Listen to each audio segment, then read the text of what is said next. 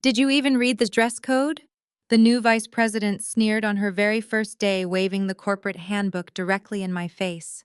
You are fired. Minutes later, the $5 billion investor walked into the lobby and pulled me into a warm hug. Ready to sign the merger, he asked. I smiled and adjusted my briefcase. I am so sorry, but she just fired me. There is no deal. The investor turned to the vice president, his eyes turning to absolute ice. You did what? I am Zuri, 35 years old, and until that Tuesday morning, I was the senior director of mergers and acquisitions at Vanguard Holdings in Atlanta. Before I tell you how I brought a corporate dynasty to its knees and exposed the ultimate family betrayal, let me know where you are watching from in the comments below. Hit like and subscribe if you have ever had to show someone that respect is not requested, it is required. Vanguard Holdings was a sinking ship. When I took over their acquisitions department 5 years ago, the chief executive officer, Desmond, was a relic of an older corporate era, running his business on handshakes and golf course promises, while completely ignoring the massive institutional debt accumulating right under his nose. I spent half a decade restructuring their assets, working 80-hour weeks, and covering for Desmond's outdated and frankly dangerous financial strategies. I was the one pulling all-nighters, analyzing market trends, keeping the board of directors placated, and single-handedly negotiating the deal that was supposed to save the company from impending bankruptcy. It was a $5 billion buyout with a private equity firm led by Elias, a self-made billionaire who built his empire from the ground up and suffered no fools. Elias and I had spent months hammering out the details. He trusted my vision, my structural genius, and my absolute refusal to compromise on the numbers. The deal was set to close at 10 in the morning. I arrived at 8 wearing my favorite tailored navy suit, my hair styled and freshly done, Niat knotless braids that fell elegantly past my shoulders. I felt powerful. I had earned this victory through sweat and sheer brilliance. Instead of a celebration, Desmond called an impromptu all-hands meeting in the expansive glass-walled lobby. My team and I gathered around holding our coffees, expecting him to announce the monumental merger that would secure all of our jobs. Instead, Desmond stepped up to the podium and introduced his 26-year-old daughter, Jada, as the newly appointed Executive Vice President of Operations. A position that did not exist yesterday. A position that was conveniently placed directly above mine in the corporate hierarchy. Jada walked to the front of the room like she owned the world. She had just finished a graduate program paid for entirely by the company, and she carried the distinct arrogance of someone who had never had to work for a single thing in her life. She looked out at the sea of seasoned professionals, her eyes lingering directly on me. I knew immediately that I was a threat to her. I held the respect of the entire floor, and she held nothing but a title her father had simply handed her. She needed to assert dominance, and she needed a target. After the brief meeting concluded, my team dispersed to prepare the final contract binders for Elias. I was standing near the reception desk verifying the last few financial schedules with my lead analyst when Jada marched over. She was clutching a freshly printed stack of papers. She did not introduce herself. She did not ask about the merger or how my morning was going. She simply stood too close, invading my personal space, and looked me up and down with obvious performative disdain. "Zuri, is it?" she asked, her tone dripping with unearned authority. I offered a polite professional smile. "Yes, Jada. Welcome to Vanguard. We are just finalizing the paperwork for the Elias acquisition. It is a big day for the company." She ignored my greeting completely. She held up the stack of papers and slapped them against her palm. "I spent my weekend reviewing our corporate policies," she said loudly, ensuring that the dozens of employees still lingering in the lobby could hear her. "And I noticed we have a serious problem with professional presentation in this office. We are dealing with elite investors today, and frankly, your appearance is completely unacceptable." I stared at her, genuinely confused, but keeping my face perfectly neutral. I was wearing a suit that cost more than her first car. My presentation was immaculate. I asked her what exactly she found unacceptable about my professional attire. "It is not the suit," she sneered, pointing a perfectly manicured finger toward my head. "It is the hair." Section 4 of my newly drafted employee handbook clearly states that extreme, distracting, or unprofessional hairstyles are strictly prohibited. We are a premier financial institution, Zuri. We do not wear ethnic braids to close billion-dollar deals. It looks cheap and it sends the wrong message. The entire lobby went dead silent. The blatant microaggression hung in the air, heavy and suffocating. My team members looked horrified, paralyzed by the sudden escalation. I felt a familiar heat rising in my chest, a lifetime of dealing with people who thought their comfort dictated my culture. But I maintained my composure. I had $5 billion on the line, and I was not about to let a spoiled child derail my masterpiece. Jada, I said, keeping my voice steady and low, so she would have to listen carefully. I have been closing deals for this company for 5 years. My hair is neat, clean, and culturally authentic. It has absolutely no bearing on my ability to execute this merger. Now, if you will excuse me, the investor will be here in 15 minutes and we have a lot of ground to cover.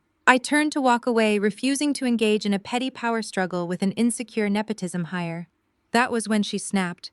She could not handle being dismissed by someone she viewed as her subordinate. She reached out and grabbed my arm. I pulled away instantly, giving her a look so sharp it would have stopped any seasoned executive in their tracks. "Do not ever touch me," I warned her softly.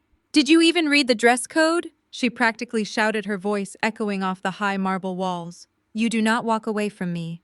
I am the executive vice president of this company. I dictate the culture here. You will go home right now, remove those braids, and return looking like a professional, or you will not return at all." I looked over at Desmond, who was standing near the executive elevators. He saw exactly what was happening, but he simply looked down at his phone, actively refusing to intervene. I was going to let his daughter humiliate the woman who had saved his company just to stroke her fragile ego. "I will not be changing my hair," I said clearly, ensuring my voice carried across the silent lobby. "And I strongly suggest you consult with human resources before you attempt to enforce a blatantly discriminatory policy on your very first day." "You want to talk about human resources?" Jada yelled, her face flushing a deep, furious red. "You are insubordinate, you are aggressive, and you clearly do not know your place. You are fired, Zuri. Effective immediately. Pack your things and get out of my building." My lead analyst gasped, stepping forward. "Jada, you cannot fire her," he said urgently. "She is the only one who understands the debt covenants for the Elias deal. If she leaves, the whole structure falls apart." Jada glared at him, her chest heaving. "Everyone is replaceable. I have a business degree. I can hand a piece of paper to an investor just as well as she can." She turned to the front desk security guard, a man I had known for years. "Escort this woman to her office to collect her personal items and then see her out." I did not scream. I did not cry. I did not beg for my job. I knew exactly what Vanguard was worth without me, which was absolutely nothing. I nodded slowly, looking directly into Jada's eyes. "I want you to remember this exact moment," I told her softly.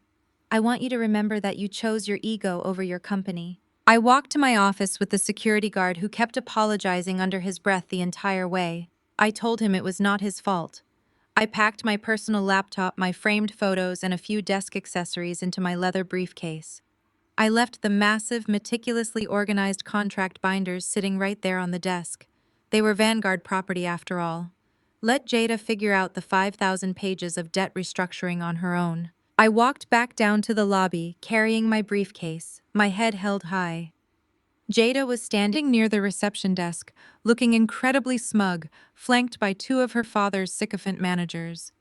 She was clearly enjoying the power trip, reveling in the fact that she had just publicly executed the most respected woman in the building. Just as I reached the center of the lobby, the revolving glass doors spun open. Elias walked in. He was a tall, imposing man with an aura of absolute command, flanked by a team of sharp-looking corporate lawyers carrying briefcases of their own. The energy in the room shifted instantly. Jada immediately pasted on a bright, sycophantic smile and stepped forward to intercept him, completely ignoring the fact that I was standing just a few feet away. "Mr. Elias," she said, her voice dripping with artificial sweetness as she extended her hand. "I am Jada, the new executive vice president. My father Desmond has told me so much about you. We are absolutely thrilled to finalize this merger today. If you will just follow me to the boardroom, I have all the paperwork ready for your signature." Elias did not even slow his stride. He looked at Jada as if she were a piece of furniture in his way. He bypassed her completely, leaving her hand hanging in the empty air, his eyes locking onto me. His stern expression instantly melted into a massive, genuine smile. He walked straight past the new vice president of Vanguard and pulled me into a warm, familiar hug. "Zuri, my absolute favorite person in Atlanta," he said loudly, clapping my shoulder. "Tell me we are ready to sign this masterpiece. I brought the best champagne I could find. We are going to celebrate the fact that you pulled off the impossible." The entire lobby was dead silent. Jada stood frozen, looking like she had just been slapped.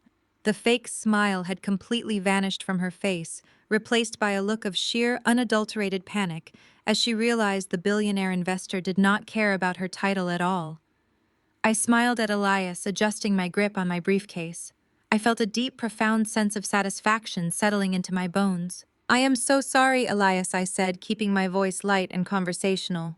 "But we will not be signing anything today." Elias frowned, his protective instincts instantly flaring. "What is going on? Is there a problem with the debt covenants? Did Desmond try to change the terms at the last minute?" "No," I replied, gesturing gracefully toward Jada, whose face was rapidly draining of color. "Jada here just informed me that my hair violates her new corporate presentation policy. She fired me about 10 minutes ago. I am currently being escorted off the premises by security. So as of right now, I no longer represent Vanguard Holdings. There is no deal." Elias slowly turned to look at Jada. The warmth in his eyes completely vanished, replaced by an expression of cold, ruthless calculation. The temperature in the lobby seemed to drop 10 degrees. "You did what Elias asked," his voice dangerously low. Jada stammered, taking a terrified step back. "Mr. Elias, please understand. She was insubordinate. We have professional standards to uphold. I assure you I am fully capable of executing this transaction in her place. The paperwork is all ready." Elias let out a sharp, humorless laugh. He looked at her with pure disgust. "You arrogant little fool," Elias said, his voice echoing off the marble floors. "You actually think I am investing $5 billion into this sinking ship of a company because of your father? You think I am handing over my capital because of Vanguard? I am investing because Zuri built a financial structure that made this garbage pile look profitable. She is the only person in this entire building I trust. She is the architect, the foundation, and the only reason Vanguard has not declared bankruptcy 3 months ago." Desmond suddenly burst out of the executive elevator, having clearly been alerted to the disaster unfolding in the lobby. "Elias, please," Desmond shouted, rushing forward, wiping sweat from his forehead. "There has been a terrible misunderstanding. Jada is new. We can fix this. Zuri is not fired. We value her immensely." I looked at Desmond, the man who had let his daughter humiliate me just moments before. "You did not value me when she was screaming in my face, Desmond," I said calmly. "My termination was explicitly stated in front of 50 witnesses, effective immediately. I am no longer your employee." Elias turned back to his legal team. "Pack it up," he ordered. "We are done here. Pull the offer completely." Desmond grabbed Elias by the arm, genuine terror in his eyes. "You cannot do this. We need this capital. If you pull out, we default on our massive loans by Friday. We will be ruined.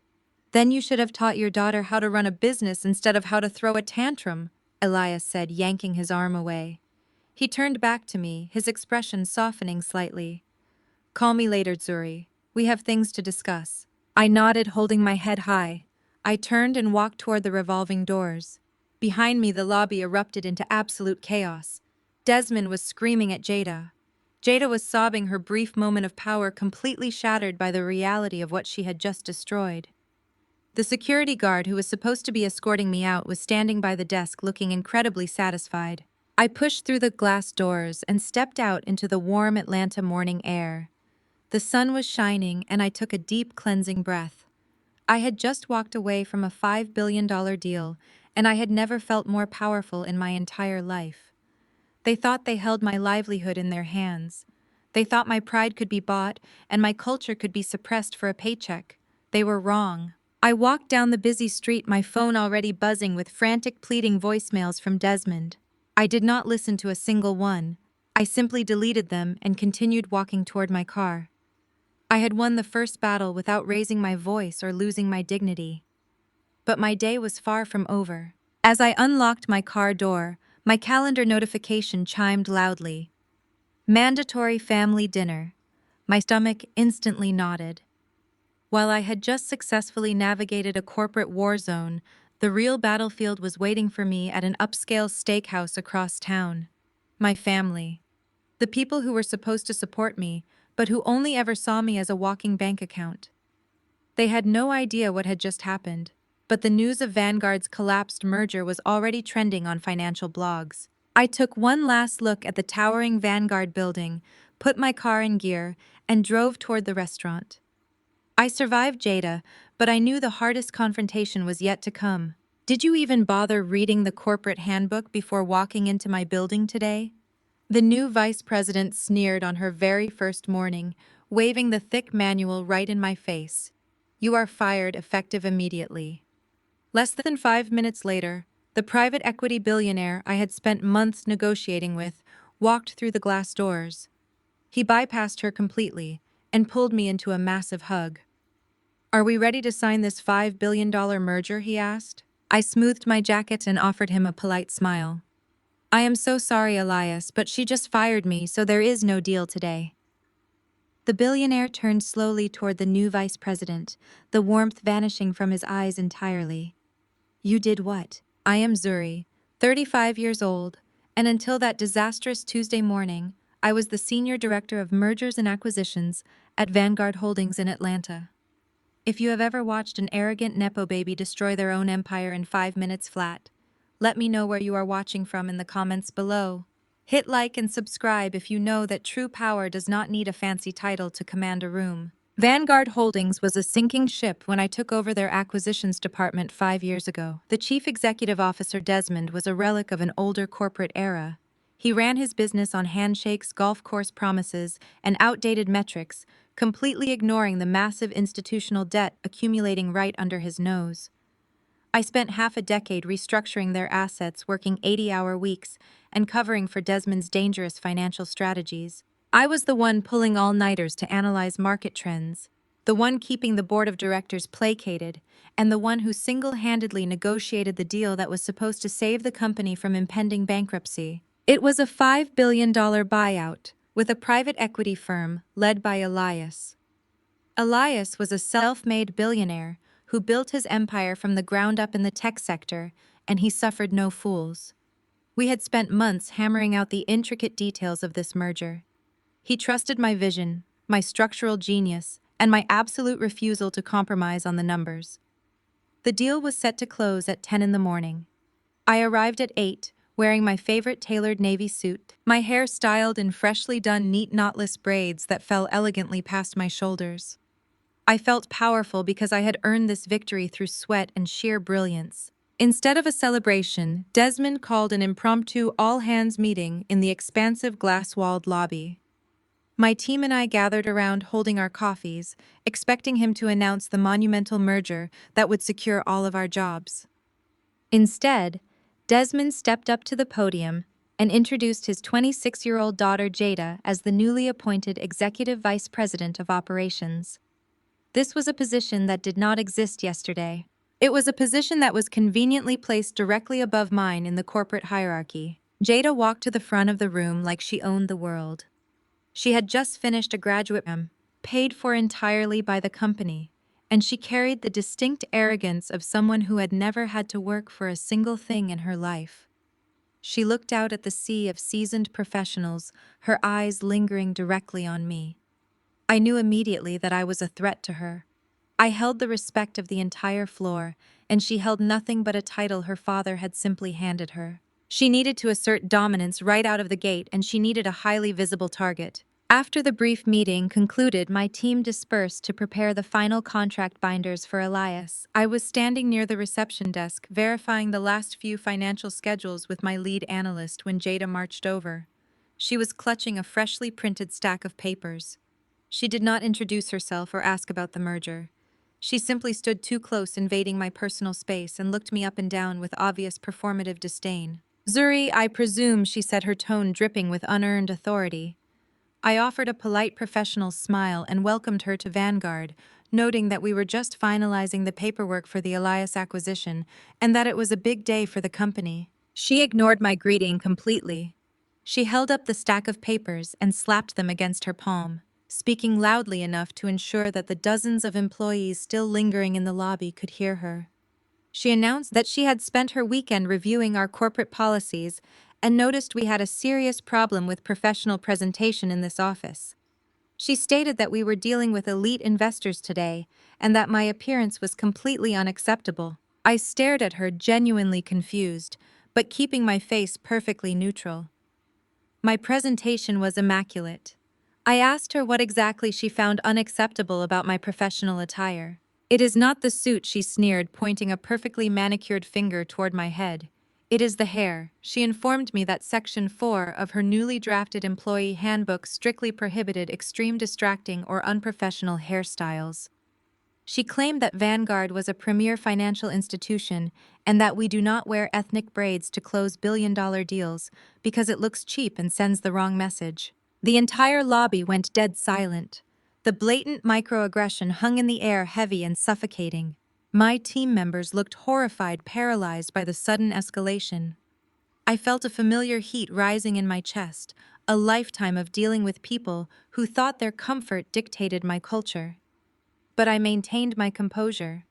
I had $5 billion on the line, and I was not about to let a spoiled child derail my masterpiece. I kept my voice steady and low, forcing her to listen carefully. I told her that I had been closing deals for this company for 5 years, that my hair was neat, clean, and culturally authentic, and that it had absolutely no bearing on my ability to execute this merger. I excused myself, noting that the investor would be here in 15 minutes and we had a lot of ground to cover. I turned to walk away, refusing to engage in a petty power struggle. That was when she snapped. She could not handle being dismissed by someone she viewed as her subordinate. She reached out and grabbed my arm. I pulled away instantly, giving her a look so sharp it would have stopped any seasoned executive in their tracks. I warned her softly to never touch me again. She lost all sense of decorum, raising her voice to shout that I did not walk away from her because she dictated the culture here.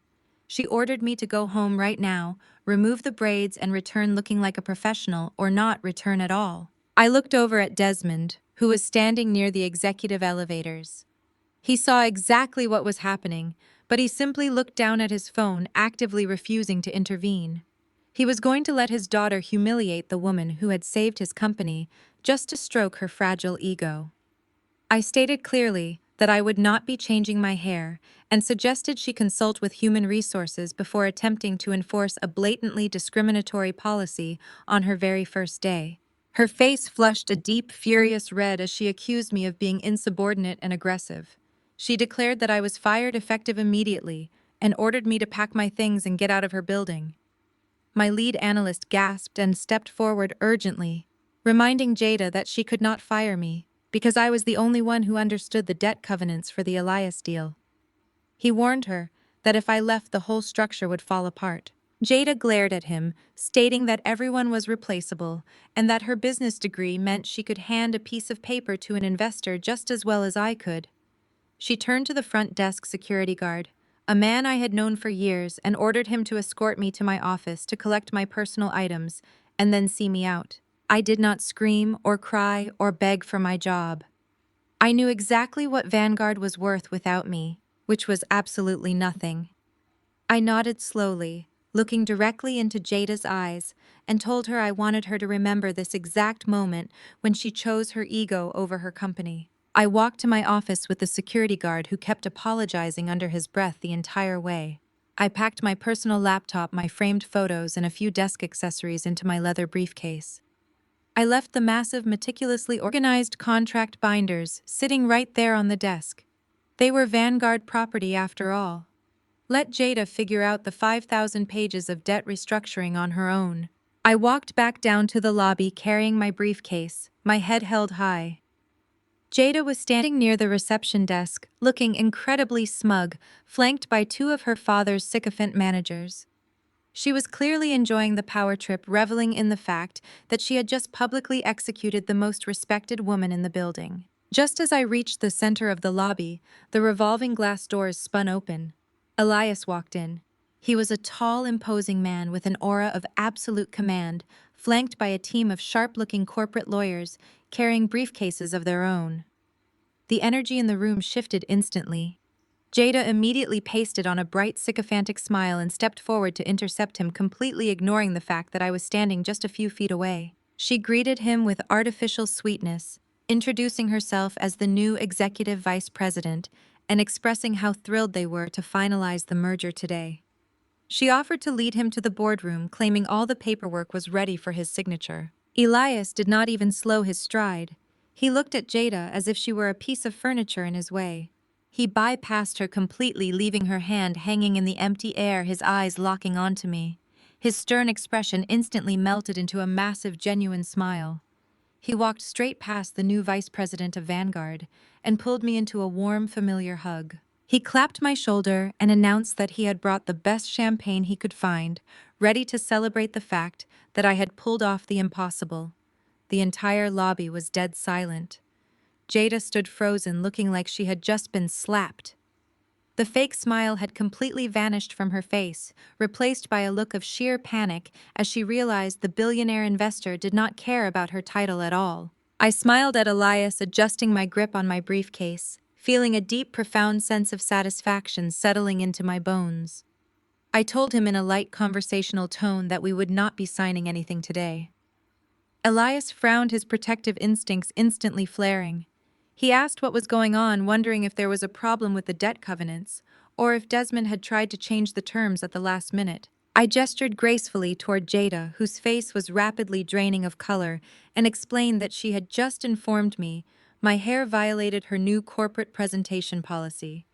I told him she had fired me 10 minutes ago and that I was currently being escorted off the premises by security, meaning I no longer represented Vanguard Holdings, and there was no deal. Elias slowly turned to look at Jada.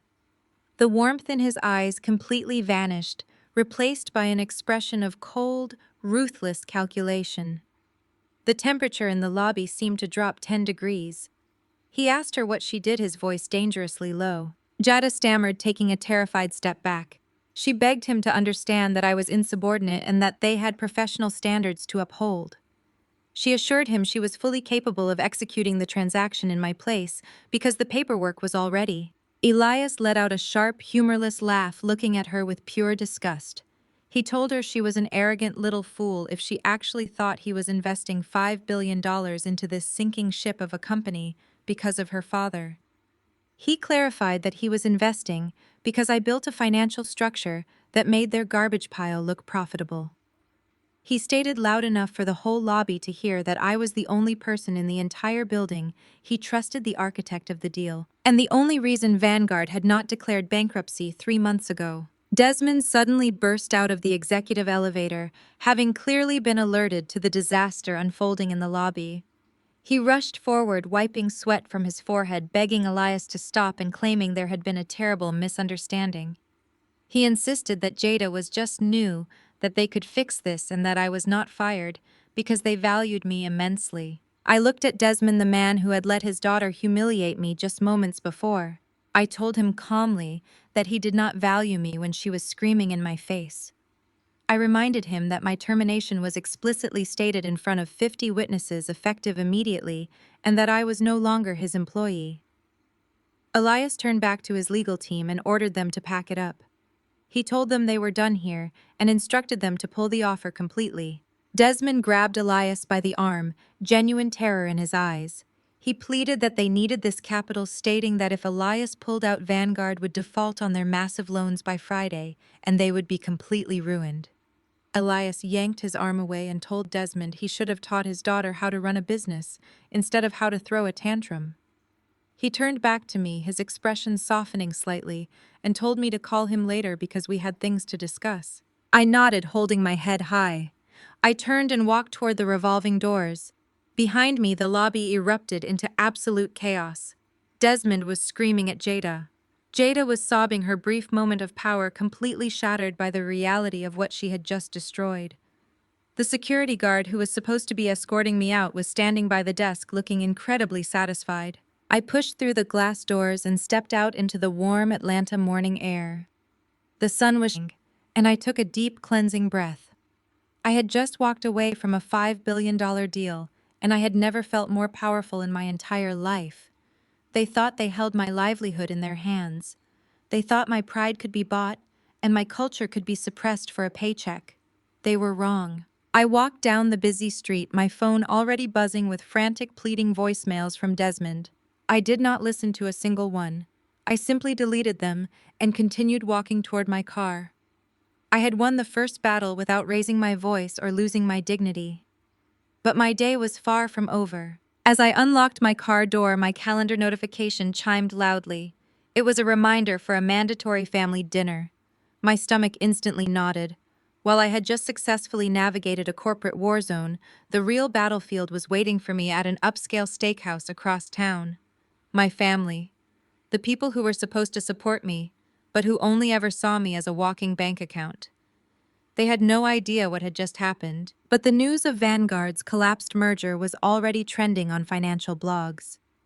I took one last look at the towering Vanguard building, put my car in gear, and drove toward the restaurant, knowing the hardest confrontation was yet to come. The valet at the Capitol Grill took my keys as I stepped out into the humid Atlanta evening. The restaurant was a staple for the city's elite, a place where business deals were celebrated over dry-aged steaks and ridiculously overpriced wine. It was also the place my family insisted we go for every occasion entirely because they knew I was the one paying the bill. I walked through the heavy mahogany doors guided by the hostess toward the private dining room I had reserved weeks in advance. As I approached the table, I could already hear the booming performative laughter of my older brother Malik. He was sitting at the head of the table, a position he always claimed, despite never picking up a single check. He was wearing a flashy designer suit that I knew for a fact was purchased with a credit card I paid off for him last Christmas. Next to him sat his wife Chloe, a white woman who worked in mid-level human resources at Vanguard Holdings. I had personally pushed her resume to the top of the stack 2 years ago when Malik was complaining that she could not find a job. Across from them sat my parents Calvin and Brenda, looking expectant and entitled, already halfway through their first bottle of premium Merlot. I took my seat at the end of the table, placing my briefcase on the empty chair beside me. I did not even have the chance to order a glass of water before the attack began. Chloe leaned across the table, swirling the olive in her martini. A sickeningly smug smile spread across her face. She asked me if I had checked my phone recently, because my name was currently trending on 3 different corporate finance blogs. She pulled out her own phone and began reading the headlines aloud. Vanguard Holdings Senior Director escorted out by security following bizarre lobby altercation. Chloe laughed softly, a condescending sound that made my jaw tighten. She told me that the entire Human Resources Department had been gossiping about it all afternoon. She said that Jada was simply cleaning house and modernizing the corporate culture. Chloe looked me dead in the eye and told me that my problem was that I never knew how to play the corporate game. She said I was too rigid, too outdated, and that it was only a matter of time before someone younger and sharper put me in my place. I stared at the woman whose career existed entirely because of my charity. I did not raise my voice. I simply asked Chloe how her employee retention metrics were looking this quarter, knowing full well her department was failing miserably. She flushed and looked away, taking a quick sip of her drink. But Malik immediately jumped in to defend her, sensing an opportunity to tear me down. He leaned back in his chair, spreading his arms wide as if he were a titan of industry. He mocked my tailored suits and my relentless work ethic. He told me that all my late-night grinding and corporate posturing had gotten me absolutely nowhere. He said I always thought I was smarter than everyone else, but now I was just another unemployed woman walking the streets with a cardboard box full of desk toys. He boasted about his own lifestyle, acting as though his title of serial entrepreneur actually meant something, despite the fact that his last 3 companies had ended in total bankruptcy. I turned my gaze to my parents, waiting for the defense that any normal mother or father would offer their daughter after she had just lost her livelihood. Instead, Calvin set his wine glass down and sighed heavily. He did not ask if I was okay. He did not ask what had happened. He looked at me with deep disappointment and asked how this was going to affect his monthly mortgage payments. Brenda chimed in, immediately adjusting the diamond necklace I had bought her for her anniversary. She shook her head and muttered that I always made things so difficult for the family. She said I was always too proud, too unwilling to just smile and get along with people. Before I could even process the absolute lack of empathy, Malik made his move. He leaned over his half-eaten ribeye and told me that since I was now unemployed, I was not going to be able to afford the mortgage on my luxury downtown condo anyway. He laid out his absurd, incredibly selfish plan with a straight face. He said his new tech startup was ready to launch, but he needed a massive injection of capital. He demanded that I sign over the deed of my condo to him. His logic was that he could take out a line of credit against my equity to fund his business, and in exchange he would graciously allow me to move back into my childhood bedroom at our parents' house until I found a new job. The sheer audacity of the request hung in the air. He wanted to strip me of my home, my sanctuary, to fund another one of his delusions, all while treating it like he was doing me a favor. I looked at my brother, my face a mask of absolute calm, and I flatly refused. I told him his last 3 startups had failed miserably because he spent investor money on luxury cars and bottle service instead of product development. I told him I was not about to finance another sinking ship and that he would not be getting a single square foot of my property. The table erupted. Brenda slammed her hand down hard on the white tablecloth, causing the silverware to rattle. Her voice rose to a shrill pitch as she called me selfish. She delivered a passionate, misguided speech about how family helps family and how it was my duty as a successful Black woman to uplift my brother. She completely ignored the fact that I had been uplifting him and all of them for a decade at the expense of my own peace. My mother coldly told me that my firing was entirely my own fault. She said I had always been too intimidating, too aggressive, and too independent for my own good. She told me I did not know my place under Jada's leadership. She insisted that if I had just lowered my head, smiled, and deferred to the new vice president, I would still have a paycheck. She blamed my pride, my culture, and my braids for ruining the family cash flow. Calvin nodded in absolute agreement with her. He pointed a stern finger at me and issued an order. He demanded that I wake up early tomorrow morning, go back to the Vanguard building, apologize to Desmond, and beg for my job back.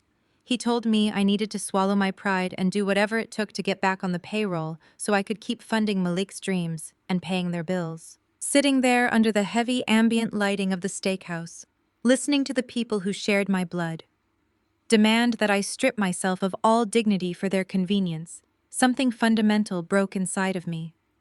It was not a violent break. It was a quiet, clean severing of the final thread of my familial loyalty. I realized with crystal clarity that they did not love me. They loved what I provided. They viewed me solely as a financial utility, a reliable workhorse meant to pull the heavy wagon, while Malik rode in the back, tossing out the fruits of my labor. The emotional bond I had spent my entire adult life trying to maintain shattered, completely, leaving behind nothing but pure, cold, tactical clarity. The waiter approached our table, stepping timidly into the tense atmosphere, and placed the leather check folio in the center of the table. The bill was over $1,200. Malik did not even look at it. Calvin looked away. They fully expected the unemployed daughter they had just spent 30 minutes berating to foot the bill for their extravagant feast. I reached into my purse. I pulled out my heavy metal black card and dropped it directly onto the leather folio with a sharp, definitive clack. I stood up slowly, smoothing the front of my blazer, and looked down at the 4 of them. I told them to enjoy the meal, to savor every single bite of it, because it was the absolute last thing I would ever buy them. I looked at Calvin and told him he was going to have to figure out how to pay his own mortgage from now on. I looked at Brenda and told her that my days of shrinking myself to make her comfortable were officially over. I turned to Malik and told him it was time for the golden child to finally get a real job. And finally, I looked at Chloe, whose smug smile had completely vanished, replaced by a look of dawning terror. I told her that without my quiet protection at Vanguard, her mediocre performance in human resources was about to become very apparent to upper management. Malik stood up, knocking his heavy wooden chair backward onto the carpet. He started to scream, his face contorting with rage, calling me a traitor to my own blood. Brenda gasped, clutching her chest as if she were the victim of a terrible crime. Before any of them could launch into another tirade, my phone vibrated heavily in my blazer pocket. I pulled it out and glanced at the glowing screen. It was a text message from Elias. "The papers are ready. Vanguard has 72 hours before they default." I looked at the message, a slow, dangerous smile spreading across my face. I slipped the phone back into my pocket, picked up my briefcase, and turned my back on my screaming family. I walked out of the private dining room, through the elegant restaurant, and out into the cool night air. They thought I was a broken, unemployed woman who had lost her only source of power. They had no idea that I was about to orchestrate a corporate bloodbath, and that by the time I was finished, I would own the building and the very ground they walked on. The cool night air of Atlanta felt different now. It felt like freedom. As I walked away from the Capitol Grill, the shouting of my family completely faded into the background traffic. I had spent my entire adult life trying to buy their love-paying mortgages and funding delusions, hoping one day they would see me as a daughter and a sister instead of a walking bank account. That illusion was dead. They had made their choice, clinging to Malik and his empty promises while demanding I sacrifice my dignity for their comfort. I was done bleeding myself dry for people who would gladly watch me drown.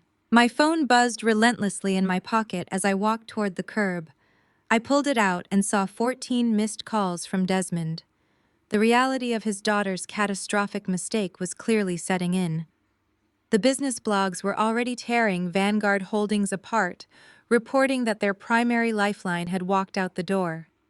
Desmond was likely pacing his office, sweating through his custom suit, desperate for me to come back and fix the mess. I swiped his notifications away and opened the text from Elias again. The papers are ready. Vanguard has 72 hours before they default. A sleek black town car glided to a halt right in front of me. The rear door swung open and I stepped inside, sinking into the plush leather seats. Elias was sitting across from me, a crystal glass of bourbon in his hand, looking entirely unbothered by the corporate earthquake we had just triggered. I accepted a glass from him, and we clinked them together in the quiet luxury of the car. It was time to reveal the card I had been holding close to my chest for 3 long years. I was not just a senior director at Vanguard. I was never just an employee. 3 years ago, I secretly founded a boutique consulting and asset management firm called Apex Advisory. The $5 billion deal that Desmond thought would save his legacy was never a Vanguard deal. It was an Apex deal, carefully disguised and orchestrated entirely by me. Elias was not investing because he believed in Desmond's outdated leadership. He was investing because my firm was the silent architect holding the entire structure together. The town car pulled away from the curb, heading toward Elias' sprawling private estate in Buckhead. As we drove, we shifted our strategy from defense to absolute offense. The original plan had been a smooth merger, a transition of power where I would step up as a managing partner. But Jada's arrogant, impulsive decision to fire me had given us the perfect excuse to drop the diplomacy. Without our merger, Vanguard was completely exposed. Desmond had been hiding massive amounts of institutional debt, relying on this specific cash infusion to keep the creditors at bay. We walked into Elias' massive home office, a war room of mahogany and digital market displays. We did not need to merge with a failing company anymore. We were going to initiate a hostile financial takeover. Elias instructed his elite team of financial analysts to begin aggressively buying out Vanguard's debt from the panicked banks. As the primary debt holders, Elias' private equity firm would hold the ultimate leverage over Vanguard's assets. But Elias did not want to manage a failing corporate structure himself. That was where I came in. Apex Advisory would be formally installed as the managing partner of the newly acquired debt. We were going to freeze their liquidity and squeeze the executive board until they had absolutely no choice but to surrender the company to me. My phone lit up again on the heavy wooden desk. This time it was an incoming video call request. Elias looked at the screen and let out a sharp, amused laugh. It was not Desmond calling. It was Jada. The new executive vice president was clearly trying to bypass her father and save her own skin. Elias mirrored his laptop screen to the massive wall monitor in the office. He motioned for me to sit just out of the camera's frame, a silent spectator to the execution. He accepted the call. Jada appeared on the screen, sitting in what used to be my office. She looked frantic. Her pristine, arrogant demeanor from the lobby was entirely gone. She forced a bright, trembling smile and thanked Elias for taking the call so late in the evening. She began talking incredibly fast, throwing out empty corporate buzzwords and promising him the absolute world. She even threw her own father under the bus, claiming Desmond was losing his touch, but assuring Elias that she had the fresh, modern vision to make their partnership incredibly profitable. She practically begged him to reconsider the $5 billion investment, promising to give him whatever terms he wanted. Elias sat back in his leather chair, swirling his bourbon. He let her ramble for 3 agonizing minutes before he finally held up a hand. His voice was cold, completely devoid of the polite professionalism he usually maintained. He told Jada that she was completely out of her depth. He stated plainly that Vanguard Holdings was financially toxic, rotting from the inside out, and that her father was a dinosaur who should have retired a decade ago. He informed her that the only asset of any actual value in that entire building was the woman she had publicly humiliated and fired just hours prior. Jada stammered, her eyes widening in sheer panic. She tried to backtrack, claiming my termination was a rash decision and promising to reinstate me immediately. She insisted they could fix the culture and get the deal back on track. Elias leaned forward, his gaze piercing right through the camera. He told her that she did not have the authority to fix anything. He announced that his firm was no longer interested in a merger. He declared that Vanguard was officially a liability and that moving forward he would only negotiate with the chief executive officer of Apex Advisory. Jada's face drained a fall color. She asked who Apex Advisory was, her voice trembling with absolute terror. She clearly had no idea who held the reins to her destruction. Elias did not answer her question. He simply told her to pack her desk because her career was over before it even started. He ended the call, the screen going black, leaving Jada trapped in a collapsing building with absolutely no way out. I sat back in my chair, a deep, satisfying warmth spreading through my chest.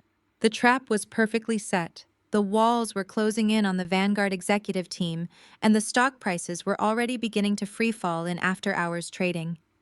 Retail investors were panicking, and the institutional backers were pulling out. Just as I was reviewing the debt acquisition schedules with Elias, my phone vibrated with a new text message. This time it was from Chloe. My sister-in-law, who had just spent her entire evening laughing at my expense, was suddenly changing her tune. As a mid-level human resources manager, she was seeing the internal panic spreading through Vanguard in real time. Her message was frantic, completely lacking the smugness she had displayed at the steakhouse. She told me that Desmond was screaming at the board of directors and that massive layoffs were being drafted for the morning. She offered to send me confidential insider information if I would just promise to put in a good word for her when I inevitably came back to save the company. She begged me not to hold the dinner against her, claiming Malik had pressured her into taking his side. I looked at her desperate message. She was willing to sell out her own company just to save her mediocre job, proving exactly how disloyal and opportunistic she truly was. I did not reply. I left her completely unread, letting the silence amplify her rising terror. I needed Vanguard to bleed a little longer before I stepped in. The longer they panicked, the cheaper their debt became, and the tighter my grip grew around their throats. The silence of my phone after ignoring Chloe's message was absolute perfection. I turned my attention back to the massive digital displays illuminating Elias' office. The numbers scrolling across the screens represented the systematic dismantling of a legacy that had taken Desmond 30 years to build. We were stripping Vanguard down to its absolute studs. Elias poured us another round of bourbon. He asked me if I was ready for the fallout, knowing that what we were about to do would not just ruin Desmond and Jada, but would send shockwaves through the entire Atlanta financial sector. I looked at the cascading red numbers on the stock ticker. I told him I had been ready for 3 years. I had spent every single day of my tenure at Vanguard, preparing for the moment Desmond's incompetence would finally catch up with him. I had built the lifeboats, but I was under no obligation to let anyone else on board. My thoughts briefly drifted back to the steakhouse, to the family that had demanded I surrender my home to feed Malik's endless greedy appetite. For years I had carried the heavy burden of being the responsible one. I paid for the roof over my parents' heads, I covered Malik's debts, and I endured their constant belittling comparisons.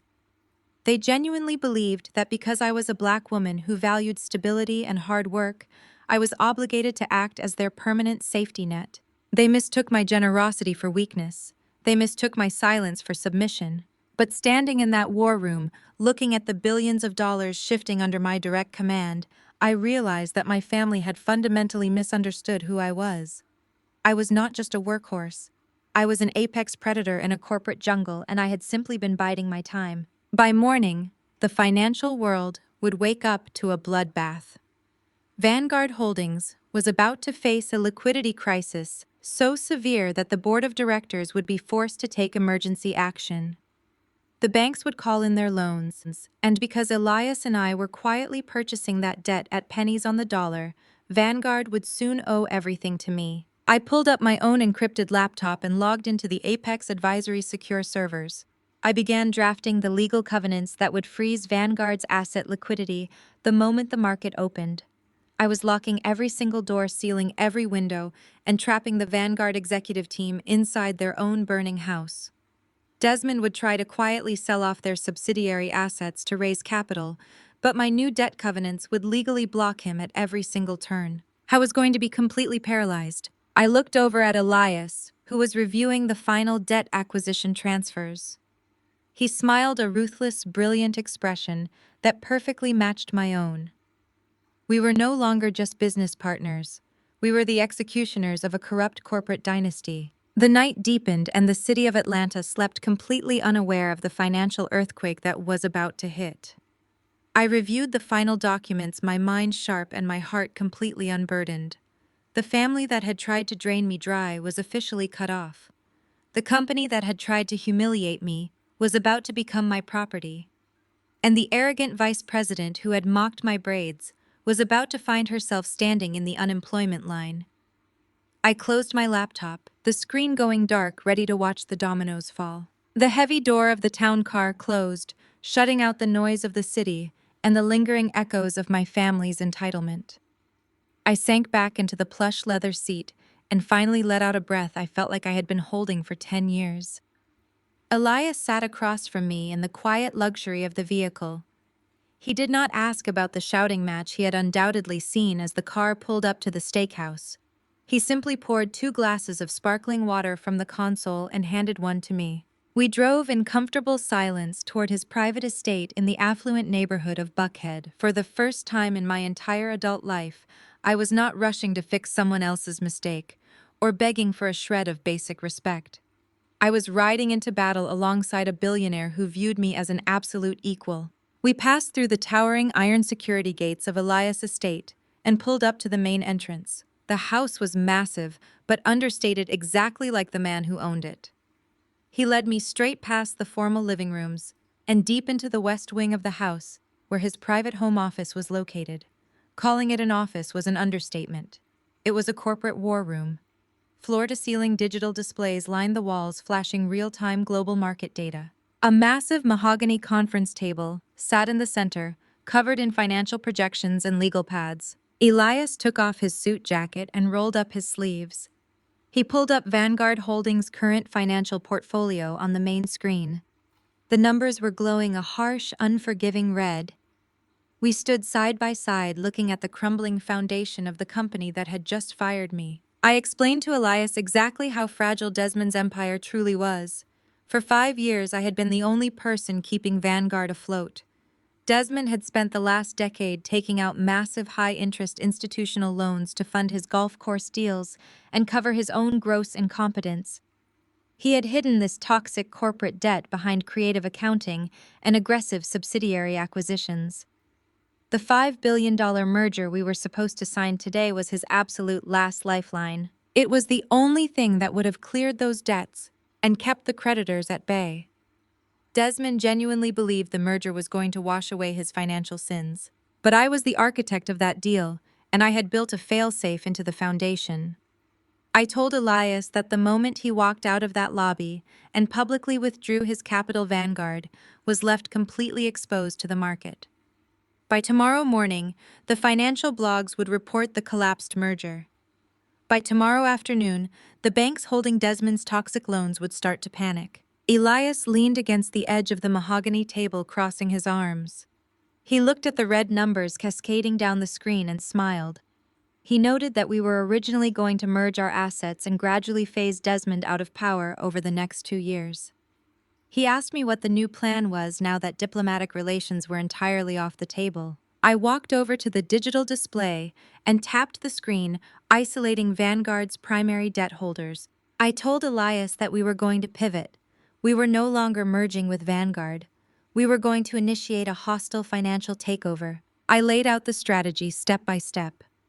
When the market opened and the banks realized Vanguard had lost its $5 billion backing, they would be desperate to offload that toxic debt before the company declared bankruptcy.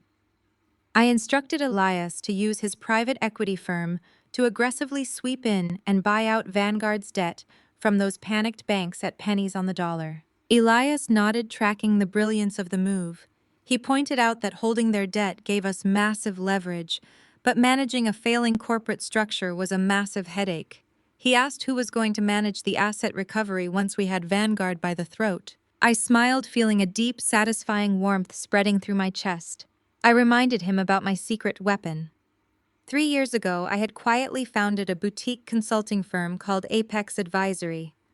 I told Elias that his private equity firm would provide the capital to buy the debt, but Apex Advisory would be legally installed as the primary managing partner.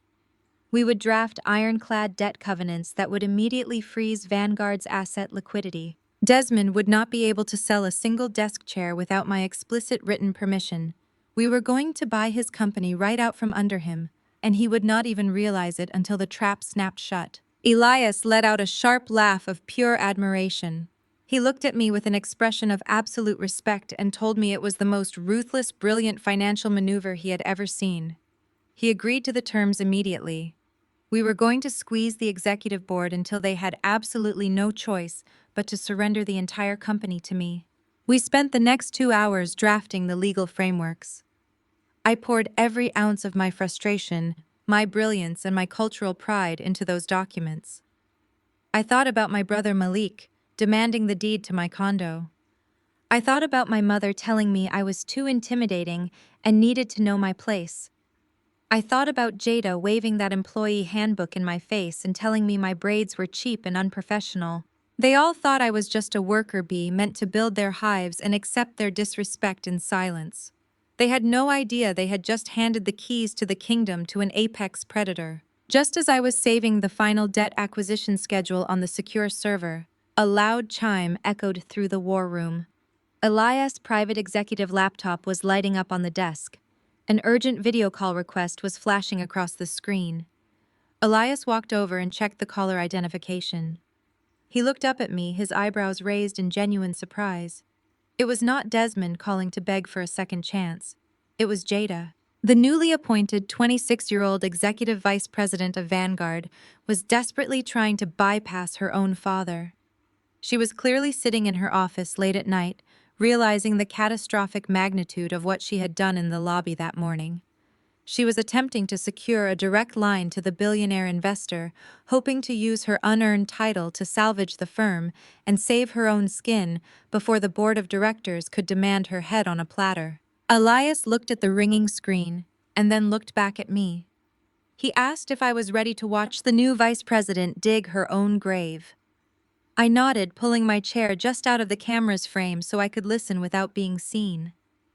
The game had officially changed, and it was time to let Jada play her opening move.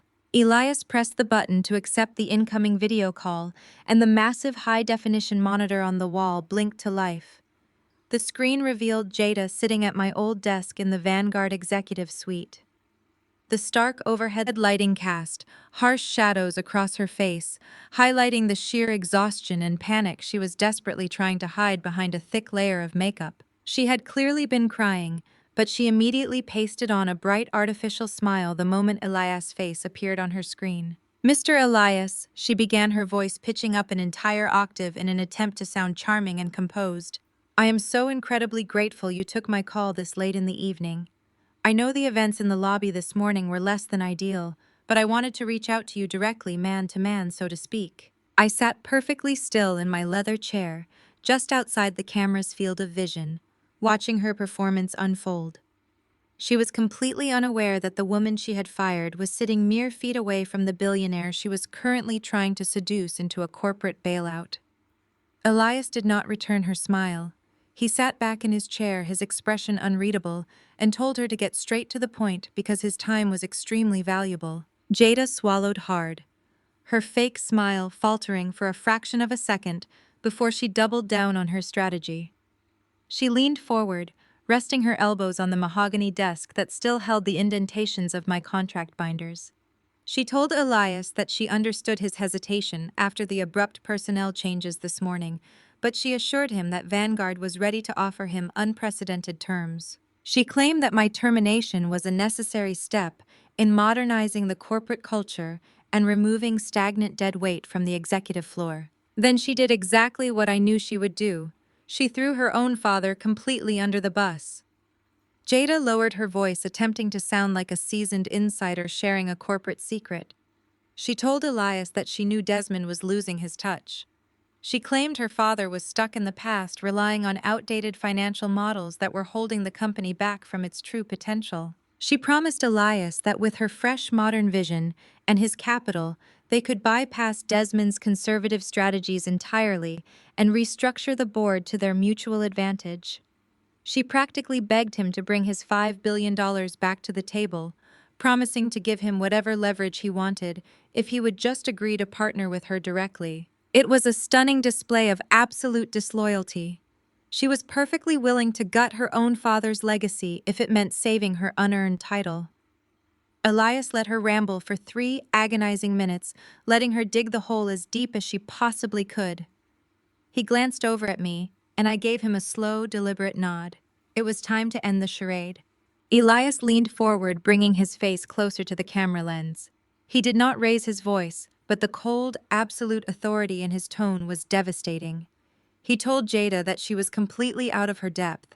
He stated plainly that Vanguard Holdings was not a premier financial institution, but a financially toxic liability that was rotting from the inside out. He told her that her father was a dinosaur who should have retired a decade ago, and that she was an arrogant little girl playing dress-up in a building she did not understand. Jada's face drained of all color.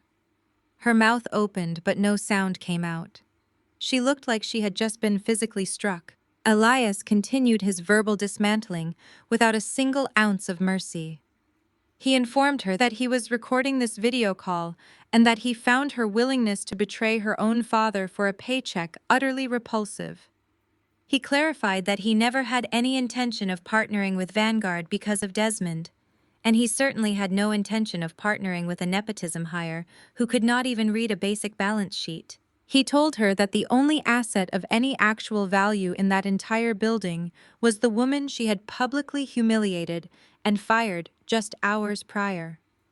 He stated that Zuri was the only reason Vanguard had not declared bankruptcy 3 months ago, and that firing her was the most catastrophic financial mistake in the history of the company. Jada stammered, taking a terrified breath. She tried to backtrack, her voice trembling with absolute terror. She pleaded with Elias, claiming the termination was a rash decision and promising to reinstate me immediately. She insisted they could fix the culture, get the deal back on track, and make everything right. Elias cut her off with a sharp, humorless laugh. He told her that she did not have the authority to fix anything. He announced that his firm was no longer interested in a merger of any kind.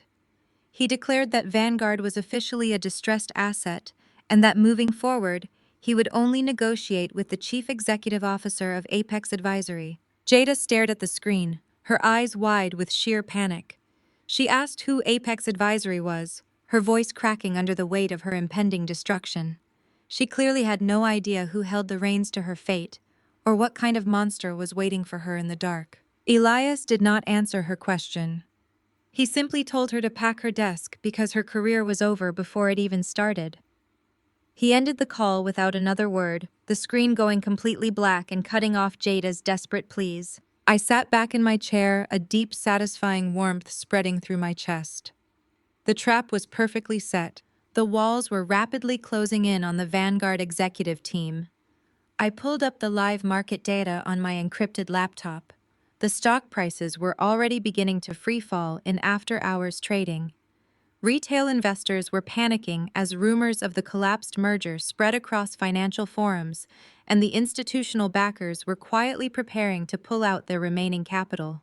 Vanguard was bleeding out and the sharks were already circling. Just as I was reviewing the newly established debt covenants, my personal phone vibrated on the desk. The caller identification showed a new text message. This time it was from Chloe. My sister-in-law, who had just spent her entire evening at the Capitol Grill, laughing at my expense and mocking my termination, was suddenly changing her tune. As a mid-level human resources manager, she was seeing the internal panic spreading through Vanguard in real time.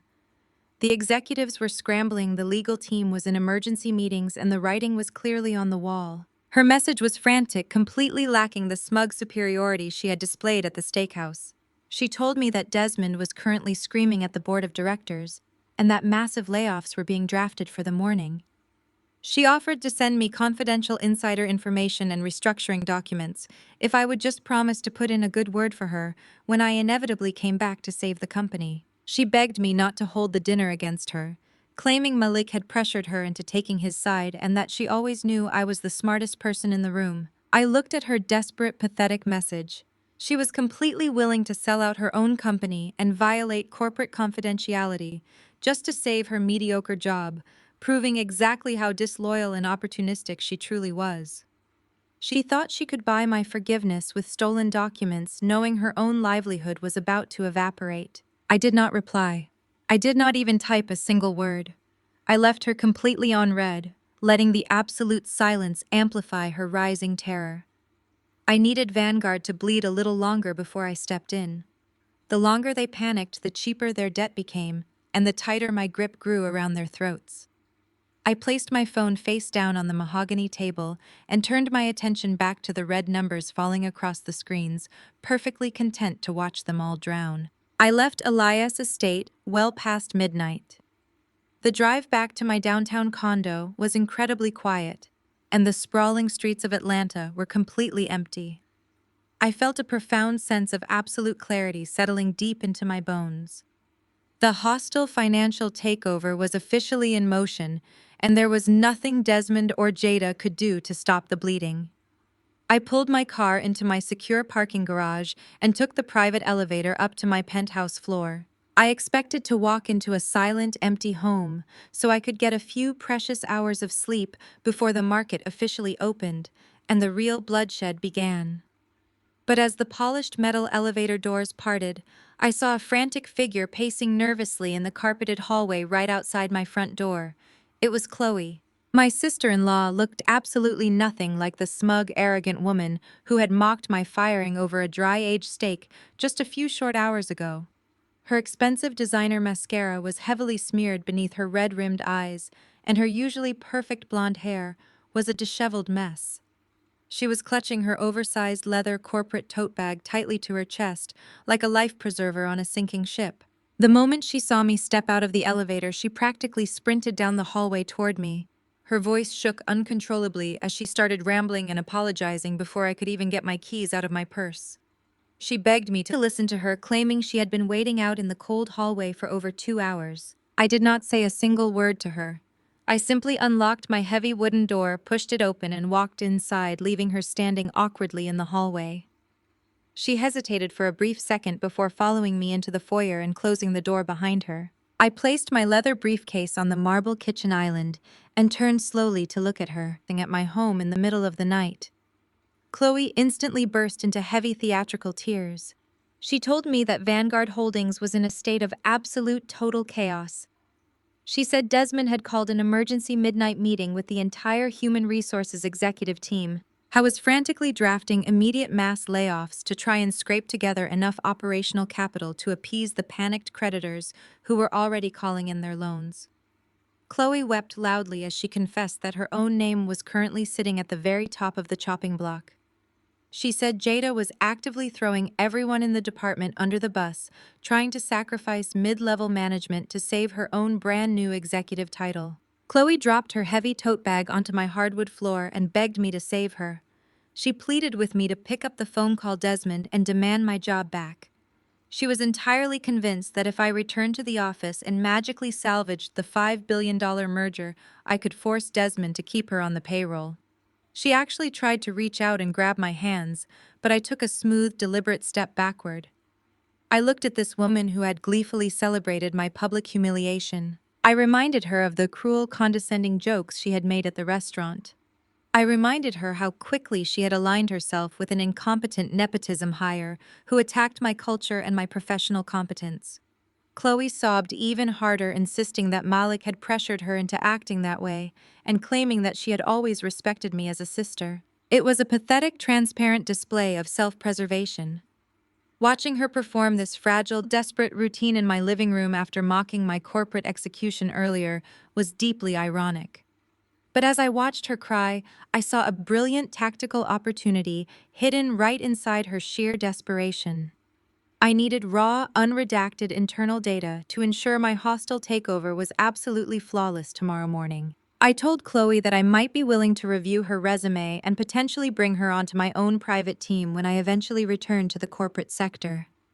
I let the false hope wash over her face, but I told her I needed a show of absolute loyalty first. I told her I needed to see the exact restructuring documents Desmond had just drafted. Chloe did not even hesitate for a single second. She was so desperate for a financial safety net that she completely abandoned every single corporate confidentiality agreement she had ever signed. She pulled her company-issued laptop out of her tote bag, set it right on my kitchen counter, and logged directly into the Vanguard Secure Human Resources portal. She pulled up the raw internal files and eagerly turned the glowing screen toward me. I poured myself a glass of cold water and carefully read through the highly classified internal documents. It was an absolute goldmine of catastrophic executive failure. Desmond was not just planning to fire mid-level managers to save cash. He was actively planning to liquidate essential operational assets just to make tomorrow's payroll. But the most valuable piece of information was hidden deep in the executive bylaws attached to his emergency restructuring plan. I scrolled down and found Desmond's exact breaking point. The legal documents clearly outlined the specific liquidity threshold that would trigger a mandatory board vote of no confidence. If Vanguard dipped below that exact dollar amount, the board of directors was legally obligated by their own corporate charter to strip Desmond of his chief executive powers immediately. I memorized the exact number, realizing with absolute delight that Elias and I could trigger that precise financial threshold by tomorrow afternoon just by tightening the grip on our newly acquired debt covenants. I told Chloe to go sit on my living room sofa and try to calm down while I continued to review the rest of the files.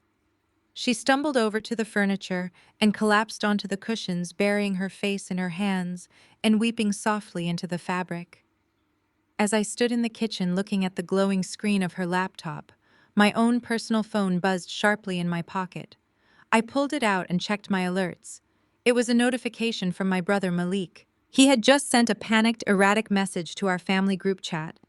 He boasted to my parents that he had just secured a massive secondary loan against his house to buy the ultimate market dip.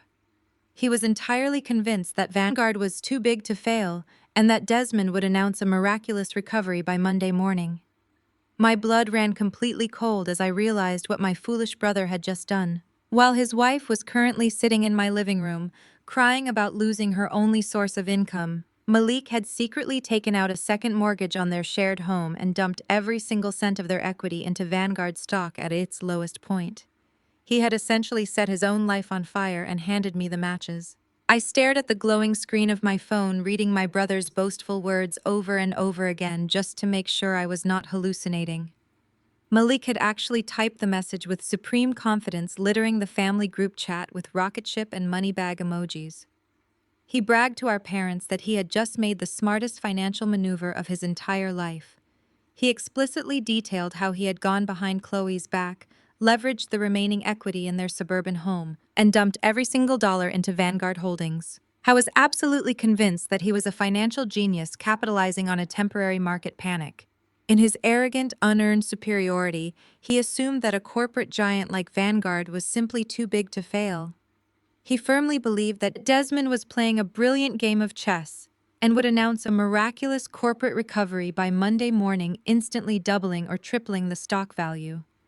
Malik thought he was about to become a millionaire overnight, completely oblivious to the fact that the person systematically tearing Vanguard apart brick by brick was the very sister he had just spent his evening insulting. I slowly lowered my phone and looked over at Chloe. She was still curled up on my living room sofa, her shoulders shaking as she wept quietly into her hands. She was terrified of losing her mid-level human resources salary, completely unaware that her husband had just gambled away the very roof over her head. The profound irony of the situation was almost suffocating. Chloe had come to my home to sell out her employers to save her own skin, while her husband was currently throwing their entire net worth into the exact burning building she was desperately trying to escape. I felt absolutely no pity for either of them. They had built their entire marriage on a foundation of unearned privilege, constantly looking down on me while quietly surviving on my financial charity. Now left to their own devices, their combined greed and incompetence were mathematically destroying them. I walked over to the kitchen counter closed. Chloe's company-issued laptop with a soft click and carried it over to the sofa. I handed the computer back to her. I kept my voice incredibly calm, offering her a perfectly manufactured expression of professional sympathy. I told her that she had done the right thing by bringing me the internal files. I gave her a vague, non-committal promise that I would keep her resume at the top of my pile when I eventually made my next corporate move. Chloe looked up at me with profound relief, her tear-streaked face breaking into a fragile, pathetic smile. She thanked me profusely, completely falling for the illusion that I was still the reliable, forgiving workhorse of the family. She gathered her oversized tote bag, wiped her eyes, and hurried out of my condo, believing she had just secured her financial future. She had absolutely no idea that she was driving back to a house that essentially belonged to the bank now. The moment my heavy front door clicked shut behind her, the brief performance was over. I returned to my own encrypted workstation. The digital clock on my desk read 3 in the morning, but the global pre-market trading platforms were already lighting up. My screens began chiming with a rapid succession of automated financial alerts. I pulled up the Vanguard stock ticker and watched a bizarre, fascinating phenomenon unfold in real time. Retail investors were attempting to buy the dip. Small-time amateur traders, armchair financial gurus, and arrogant fools exactly like my brother were pouring their personal savings into Vanguard stock. They were seeing a historically massive price drop and blindly assuming it was a temporary fluctuation. It was what seasoned investors called a dead cat, bounce, a brief artificial inflation of a dying stock caused entirely by uninformed buyers throwing their money into a black hole. I knew exactly what kind of people fell for this trap. They were people who believed that wealth was a matter of luck rather than meticulous strategy. They were people who thought they could outsmart the market without doing a single ounce of actual research. Malik was the poster child for this exact brand of reckless, unearned confidence. He had spent his entire life being bailed out by my parents and by me, which meant he had never once learned how to accurately assess risk. I thought the universe would simply hand him a victory because he was the golden child. I watched the Vanguard stock price tick upward just a fraction of a percent, fueled by the retail buying frenzy. It was the absolute perfect moment to strike. They had artificially inflated the carcass, creating the exact optimal conditions for a total devastating crush. I picked up my phone and dialed Elias' direct line. He answered on the first ring, sounding completely awake and razor-sharp. I did not waste any time with pleasantries. I told him about the influx of retail buyers and the slight artificial bump in the pre-market valuation. I told him that Desmond's internal restructuring documents confirmed our exact target. If we hit Vanguard now, right as they thought the retail market might save them, we could shatter their liquidity threshold instantly. Elias let out a low, predatory chuckle on the other end of the line. He asked me if I was absolutely certain, reminding me that once we initiated the restrictive covenants, there was no pulling back. The financial damage to Vanguard would be irreversible by sunrise. I looked at the text message from my brother still sitting on my screen, boasting about his brilliant investment and mocking my corporate failure. I felt a cool, absolute certainty settle into my mind. I told Elias to give the order. Within minutes, the legal machinery of Apex Advisory and Elias private equity firm sprang into lethal action. We officially initiated the aggressive debt covenants attached to the massive loans we had just bought out from the panicked banks. It was a flawless, coordinated financial strike. By executing those specific covenants, we legally locked Vanguard's operational accounts. We froze their asset liquidity entirely. Desmond could no longer move capital cell subsidiaries or access emergency credit lines without the explicit formal authorization of the primary debt holder, which was me. The threshold I had discovered in Chloe's stolen documents was explicitly targeted and breached. We had effectively severed the main artery of the company. As the sun began to rise over the Atlanta skyline, painting my penthouse windows in shades of pale orange and gold, Vanguard Holdings was pushed to the absolute brink of immediate bankruptcy. Desmond would be waking up to a corporate nightmare he could not even begin to comprehend. The trap had officially snapped shut, and my brother was locked right inside with them. The sun rose over the Atlanta skyline, casting a warm, brilliant golden light across my penthouse living room. I stood by the floor-to-ceiling windows, sipping a fresh cup of dark roast coffee, watching the city slowly wake up. For the first time in my entire professional life, I was not rushing out the door to put out someone else's corporate fire. I was not shrinking myself to fit into a room that did not appreciate my worth. I was exactly where I needed to be, standing in the quiet calm of my own home, waiting for the opening bell of the New York Stock Exchange. Elias and I had spent the early morning hours confirming that every single legal tripwire was perfectly armed. We were fully locked and loaded. At exactly 9:30 in the morning, the market officially opened, and the financial bloodbath commenced. The news of the collapsed $5 billion merger had dominated the pre-market chatter, but the actual reality of the opening bell was catastrophic. Vanguard Holdings' stock price did not just drop.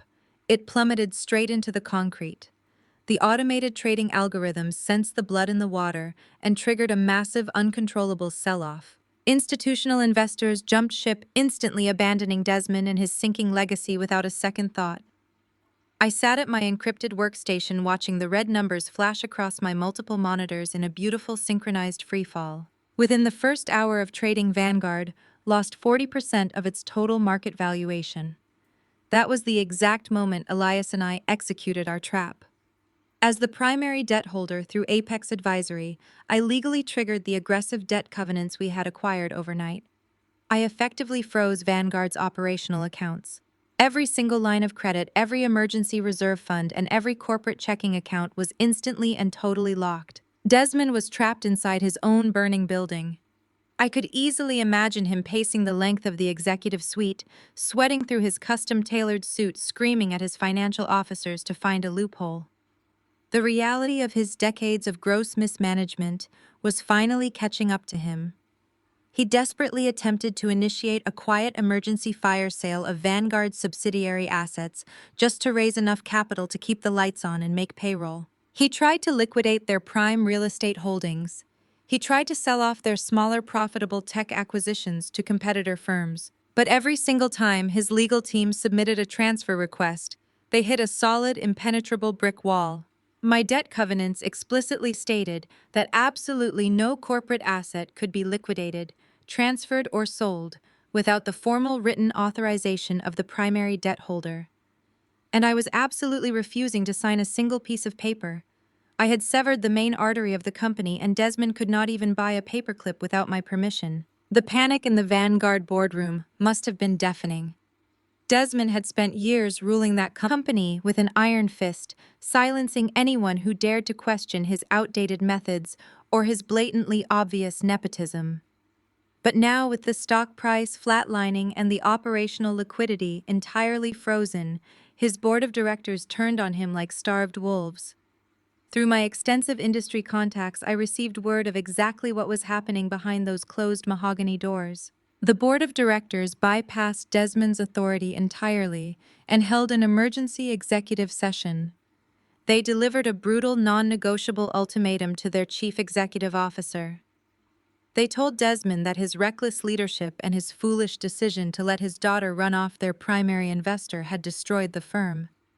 They gave him exactly 48 hours to track down the mysterious chief executive officer of Apex Advisory, secure a debt restructuring agreement, and save the firm from total liquidation.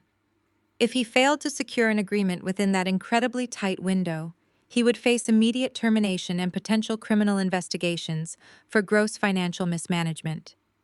Desmond was officially on the clock, completely unaware that he was desperately searching for the very black woman his daughter had humiliated and fired just 24 hours earlier. While the executives at Vanguard were fighting for their corporate lives, a much smaller, far more pathetic tragedy was unfolding in the affluent suburbs. My older brother Malik woke up that morning fully expecting to be a millionaire. He had bet his entire life on his unearned arrogance, convinced that his second mortgage strategy was a stroke of absolute financial genius.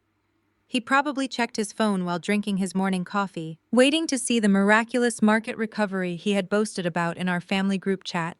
He truly believed he was smarter than the system. Instead, his broker called him. I knew the exact script of that devastating phone call. The broker would have had to explain to Malik that his massive impulsive investment was entirely gone. Vanguard stock had flatlined to mere pennies a share. The retail buying dip he had tried to ride was nothing more than a momentary glitch, a dead cat bounce before the final fatal collapse. The market had swallowed his money whole. Malik had taken out a secondary loan against the house he shared with Chloe, sneaking behind his wife's back to leverage every cent of equity they had spent years building. He dumped all of that stolen equity into a void that could never ever be recovered. His imaginary startup fund, his luxury car payments, and the very roof over his wife's head had vanished into thin air in less than 2 hours of active trading. My personal phone remained completely silent on the kitchen counter. I knew the shock was currently paralyzing him. He was standing in a beautifully decorated suburban house that effectively belonged to the bank, now realizing that his golden child status could not save him from basic math and his own overwhelming greed. The protective financial safety net he had abused and taken for granted for a decade was officially gone. I had cut the cord and gravity was finally doing its job. I took another sip of my coffee, turning my attention away from the cascading numbers on the stock ticker. The financial squeeze was perfectly executed, and the structural integrity of Vanguard Holdings was completely compromised. I closed my laptop and walked away from the desk. I knew human nature and I knew my family. It was only a matter of time before the shock wore off and the sheer, unadulterated panic set in. I did not have to wait long. The rats were already getting ready to scurry to my door. The loud, frantic buzzing of my intercom broke the morning silence. Before I could even walk over to the panel to see who was downstairs, heavy, violent pounding echoed from the hallway right outside my front door. They had completely bypassed the concierge, likely slipping into the elevator behind a resident. I set my coffee mug on the kitchen island, smoothed the front of my silk blouse, and walked toward the foyer. I unlocked the deadbolt and pulled the heavy oak door open. Malik and Chloe nearly tumbled into my entryway. The pristine, smug superiority they had displayed at the steakhouse yesterday was entirely gone, replaced by pure, unadulterated desperation. Malik was sweating profusely, dark patches soaking through his expensive designer button-down. His eyes were wide and erratic. Chloe was in a state of absolute hysteria. Her face was blotchy and she was hyperventilating, clutching her phone in a white-knuckled grip. She did not even wait for me to speak. Chloe pointed a shaking finger directly at her husband and screamed that he had ruined them. She sobbed uncontrollably as she confessed the entire situation, completely unaware that I had been tracking his financial suicide since 3 in the morning. She wailed that Malik had forged her signature on a digital authorization form to take out a massive second mortgage on their house. She told me he had dumped every single cent of their equity into Vanguard stock right at the opening bell, and within 45 minutes their entire net worth had been completely wiped out. Malik aggressively grabbed Chloe's arm, his voice cracking as he ordered her to shut up and stop acting like a child. He insisted that the market was just correcting itself, and that the loss was only temporary. But the sheer terror in his voice betrayed his false confidence. His golden child arrogance was entirely shattered. He was a man drowning in a storm of his own making, and he was desperately trying to find a piece of driftwood to cling to. He looked at me, his chest heaving, and attempted to put on his usual domineering older brother persona. He stepped over my threshold, invading my personal space, and demanded that I fix this. He ordered me to pick up my phone, call Desmond right this second, and beg for my job back. He actually believed that if I just swallowed my pride and apologized to Jada, the $5 billion merger would magically resurrect, the stock price would bounce back, and his reckless illegal investment would turn a profit. He told me that my stubbornness was ruining his life, and that I owed it to him to make this right. I stood my ground, not stepping back a single inch. I watched as Malik's chest heaved with every ragged breath. For my entire life, I had been forced to shrink myself so his mediocre achievements could look massive. When he failed out of his first business venture, I was the one who quietly covered his debts so my parents would not have to face the embarrassment. When he launched his second company and lost everything within a year, I was the one who paid for his luxury car lease so he could maintain the illusion of success. He had spent his entire adulthood failing upward on my dime. Now faced with a catastrophe that I could not simply write a check to fix, his only instinct was to bully me into submission. He truly believed that shouting loud enough would somehow alter the fabric of reality. I kept my voice incredibly calm, which only seemed to enrage him further. I asked him why on I would ever apologize to a company that publicly humiliated me, just to save him from a financial trap he built with his own two hands. I reminded him that less than 24 hours ago he had demanded I sign over the deed to my condo to fund his delusions. Now he was standing in that exact same condo, demanding I sacrifice my dignity to save his house. Chloe grabbed the hem of my trousers, her tears staining the fabric. She babbled about how Vanguard was already cutting entire departments and how Jada was actively trying to blame human resources for the administrative chaos. She pleaded with me, telling me that I was the only person who knew how to untangle the mess. She promised that if I went back to Vanguard, she would make sure I got a massive bonus. It was a staggering display of delusion. She thought she could bribe me with a bonus from a company that was currently suffocating under the weight of the debt covenants I had personally written just hours ago. I pulled my leg away from her grasp and stepped further into my foyer. I looked down at her, feeling absolutely nothing but cold, clinical observation. I told Chloe that the stock market does not care about her social circles. I broke it down for Malik in simple, unavoidable terms. I explained that Vanguard was not suffering from a temporary dip. I told him the institutional investors were fleeing because the core foundation of the company was financially toxic, a fact he would have known if he had bothered to read a single market analysis report instead of making financial decisions based on his unearned ego. I watched the color drain completely from his face as the permanence of his ruin finally began to register. His reaction was immediate and violently defensive. Malik completely lost whatever fragile grip he had left on his temper. He took another aggressive step forward, towering over me, his face twisting into a mask of pure rage. He raised his voice to a deafening shout, pointing his finger inches from my face. He screamed that I did not understand how the corporate world worked. He yelled that I was acting like a selfish, bitter woman who was willing to let her own flesh and blood go bankrupt just to prove a point. He insisted that I was the reason his investment was failing, twisting the logic to blame my termination for the market collapse. He demanded I get dressed, march down to the Vanguard building, and do whatever it took to stabilize the stock before the bank foreclosed on his home. I did not flinch. I did not raise my voice. I told him that his complete lack of financial literacy was not my responsibility to manage. I reminded them both that they had celebrated my firing. They had cheered for the very thing that was currently destroying them. I told Malik that he was a grown man who had made a catastrophic gamble, and now it was time for him to pay the dealer. My absolute refusal to submit to his demands pushed Malik to the absolute edge. He slammed his hand against the wall of my entryway, a loud, violent sound that echoed through the penthouse. He threatened me, claiming that if I did not make the call to Desmond right then and there, he would make sure I never worked in the city of Atlanta again. He screamed that he would destroy my professional reputation, completely oblivious to the fact that I was the one currently holding the financial leash to the entire city. I looked at the dent his hand had left in my drywall and told him he had exactly 10 seconds to back away from me before I called my building security to have him removed for trespassing. I told him his threats were as empty as his bank account and that he had absolutely no power over me anymore. The realization that his usual intimidation tactics were failing seemed to short-circuit his brain. He opened his mouth to scream another threat, but the chime of the private elevator arriving in the hallway cut him off. The polished metal doors slid open with a soft ping. I looked past Malik's broad shoulder and saw exactly who he had called for backup. My parents. Calvin and Brenda stepped out into the hallway. They were both dressed in their expensive country club attire, looking frantic and deeply agitated. Malik had clearly summoned them the moment his broker called, knowing he would need them to guilt-trip me into submitting to his demands.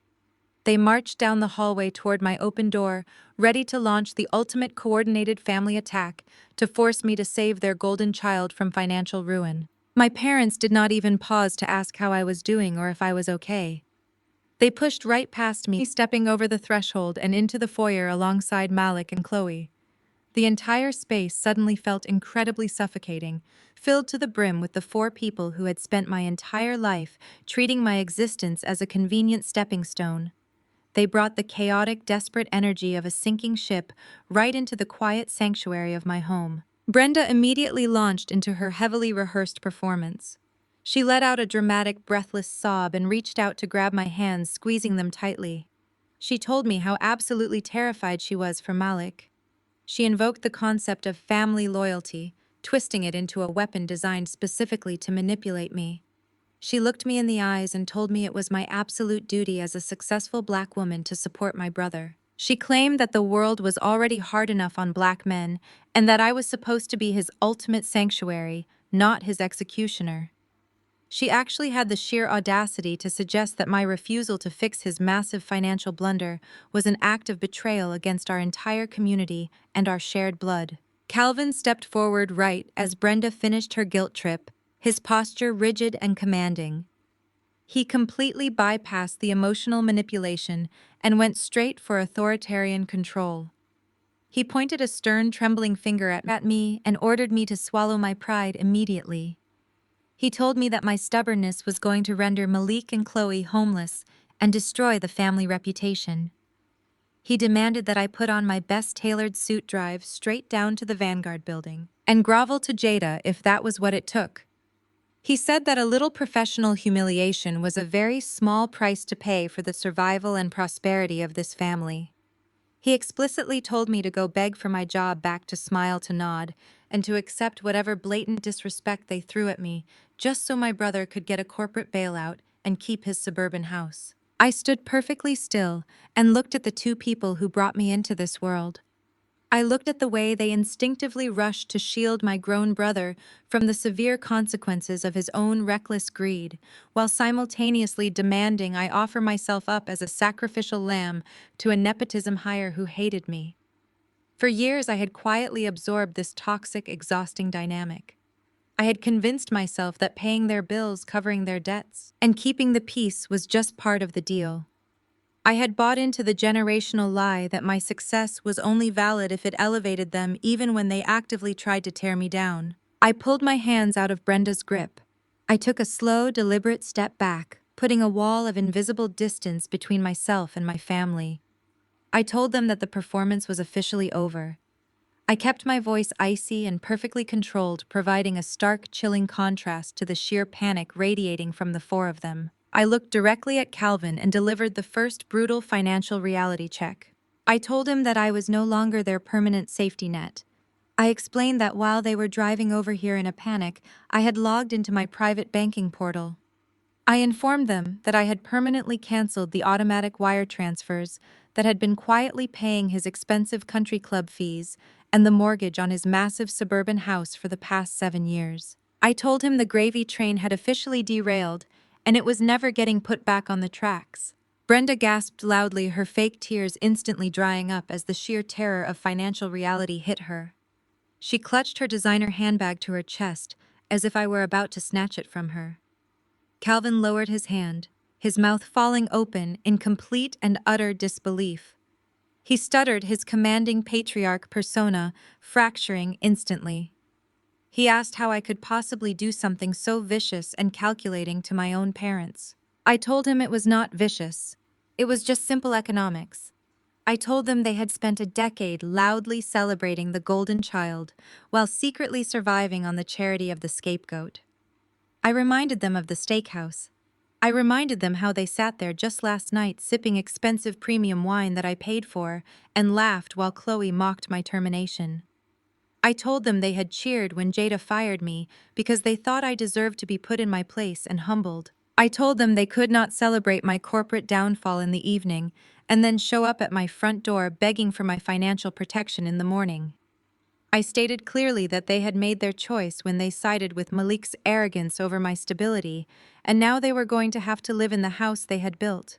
Malik could not handle the sudden violent shift in power. The realization that I was actually cutting them all off, that I was actively refusing to rescue him, caused his fragile, unearned ego to completely fracture. He stepped forward again, his face twisted in an ugly, raw mask of pure desperation and rage. He screamed that I was a traitor. He yelled that I was actively destroying my own blood just because I was bitter and jealous of his ambition. He recycled the exact same insult Chloe had used the night before, hurling the words at me like they were daggers. He screamed that I was throwing a massive tantrum because I did not know how to play the corporate game. He yelled that I was too stupid and too rigid to survive in the real business world without blowing up everything and everyone around me. He pointed at the floor and demanded I fix the Vanguard stock crisis right now, or he would never speak to me again. I did not blink. I did not step back. I did not raise my voice to match his frantic, screaming energy. I looked at my brother, my parents, and the woman who had tried to sell out her own company just to save her neck. I let a long, incredibly heavy silence fill the foyer, forcing them to wait for my response, forcing them to feel the absolute gravity of their impending ruin. I looked them dead in the eye, my voice ringing with absolute, unshakable authority. I told you I do not play the corporate game. I do not play. I own the board. Before a single one of them could process what those words actually meant, or grasp the terrifying reality of what I had just orchestrated, I grabbed the heavy brass handle of my front door. I took a step forward, forcing all four of them to instinctively stumble backward over the threshold and out into the carpeted hallway just to avoid being hit. They stood there in stunned, fearful silence, their mouths hanging open as they stared at me. I looked at my family one last time, completely severing the ties that had held me down for my entire life, and I slammed the heavy oak door right in their faces. I turned the deadbolt with a loud, satisfying click, locking them out of my home and out of my life forever. I stood in the quiet foyer of my penthouse, listening to the muffled sounds of my family retreating down the carpeted hallway. For a few minutes, there was a heavy, profound stillness in the air. I had just severed the final anchor tying me to a lifetime of unearned guilt. I walked over to the kitchen island and picked up my cold cup of coffee, pouring it slowly down the stainless steel sink. I did not feel an ounce of regret or sadness. I felt incredibly light.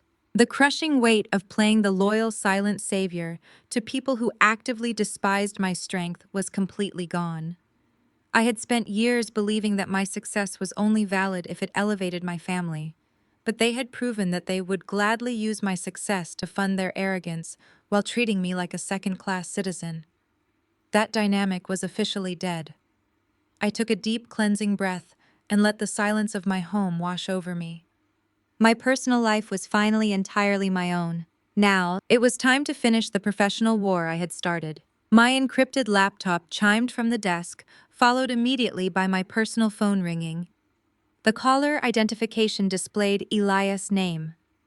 I answered the call and put him on speakerphone as I walked over to my workstation. His voice carried a tone of pure predatory triumph. He delivered the exact news I had been waiting for all afternoon. Desmond had officially broken. The relentless, suffocating pressure of our newly activated debt covenants had completely crushed the Vanguard chief executive officer. Desmond had spent the last 8 hours frantically trying to find a backdoor, trying to secure a last-minute loan from international backers, and trying to quietly liquidate subsidiary tech assets. Every single avenue was legally blocked by my ironclad contracts. He realized he could not move a single dollar to make Friday's payroll. I was backed into a corner with absolutely no way out.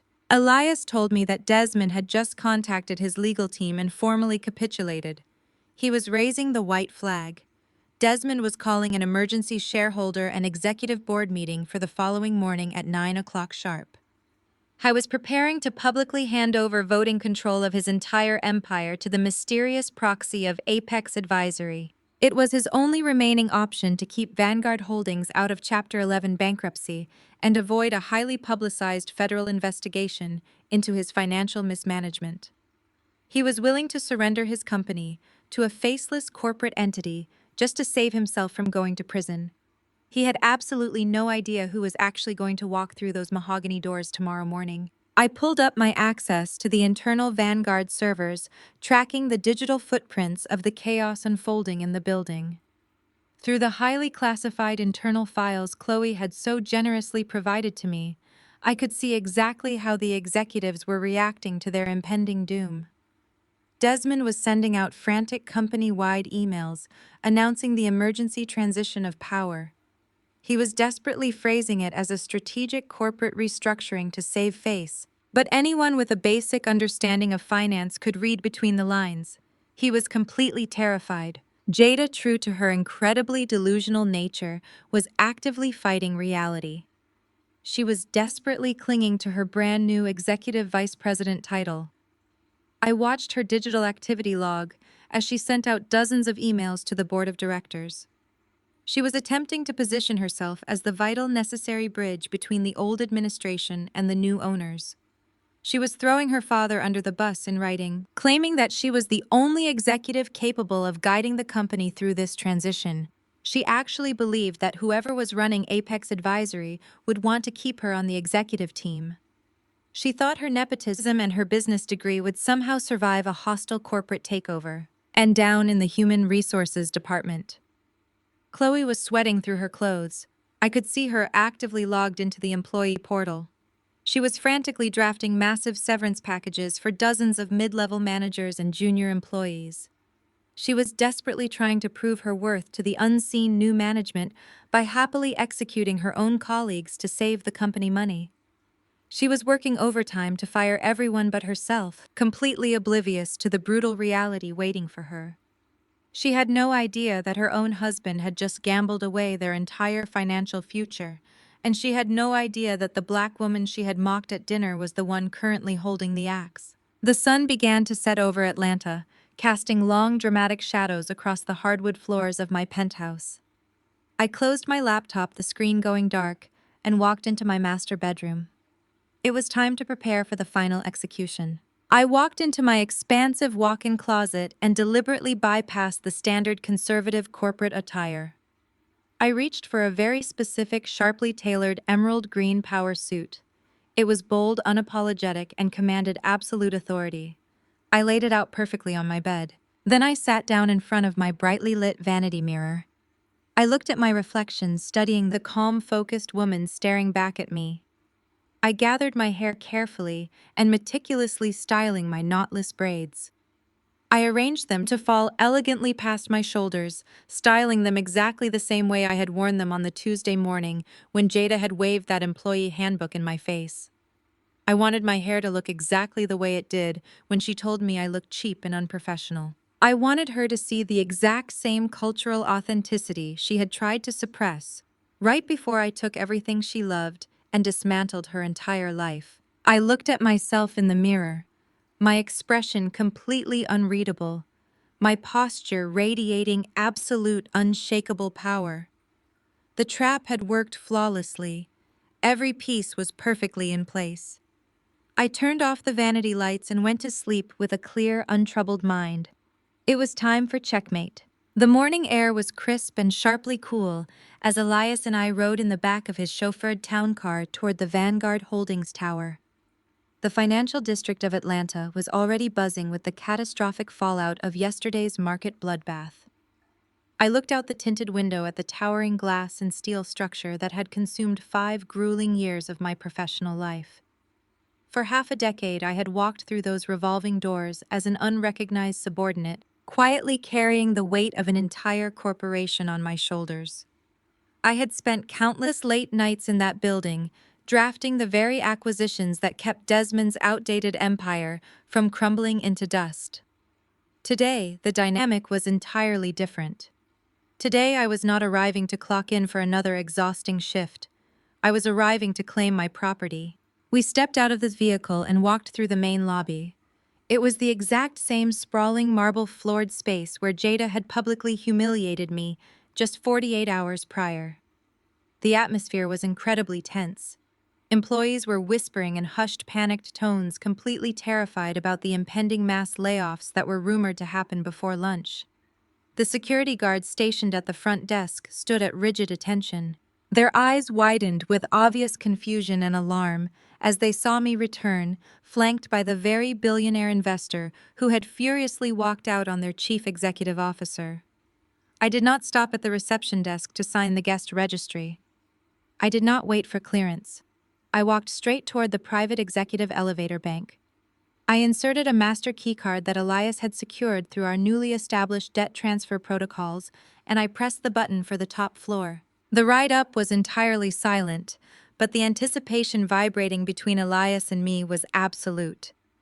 We were ascending to deliver the final fatal blow. I knew exactly what kind of chaotic scene was unfolding behind the heavy mahogany doors of the executive boardroom at the end of the long hallway. I had spent thousands of hours inside that specific room, standing quietly in the background, distributing meticulous financial portfolios, while Desmond confidently took full credit for my structural modeling. Today, the atmosphere inside that room would be suffocating.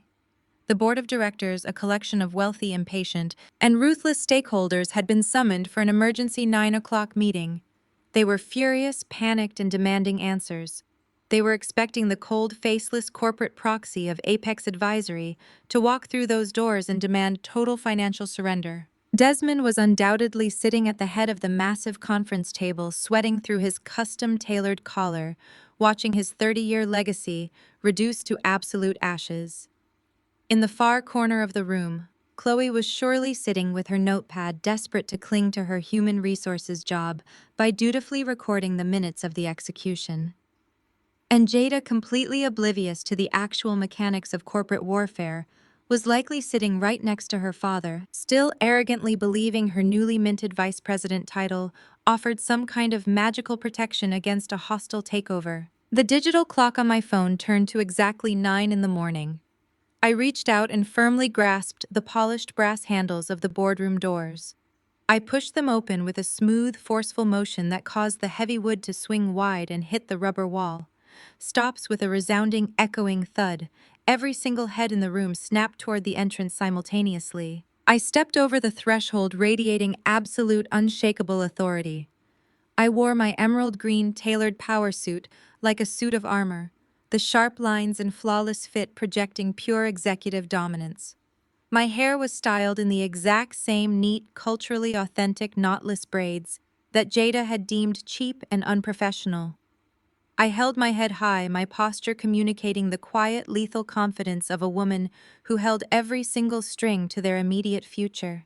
Elias walked into the room exactly one half step behind me. He was a billionaire accustomed to commanding every single space he ever entered, but today he deliberately and publicly yielded the floor to me. He was not here as a savior or a lead negotiator. I was here as my silent, imposing reinforcement, signaling to every powerful executive at that table exactly who was leading this aggressive charge. The collective shock in the room was a tangible, heavy force that seemed to suck the oxygen straight out of the air. The board members, who only recognized me as the senior director who quietly facilitated their wealth, stared in absolute paralyzed bewilderment. They looked from me to Elias and then back to me, their minds struggling to comprehend the shift in power. Desmond's face drained of all color. His jaw went completely slack, and his eyes bulged with sheer terror as he looked at the billionaire investor standing subserviently behind his former employee. He opened his mouth to speak, but only a pathetic stammering sound emerged. The sheer panic registering in his expression was a masterpiece of corporate defeat.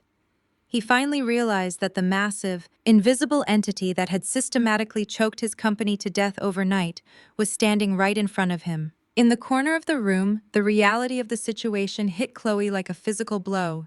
She physically jolted in her chair. The expensive silver pen she had been using to take the meeting minutes slipped from her trembling fingers and clattered loudly onto the polished hardwood floor, the sound cutting sharply through the dead silence.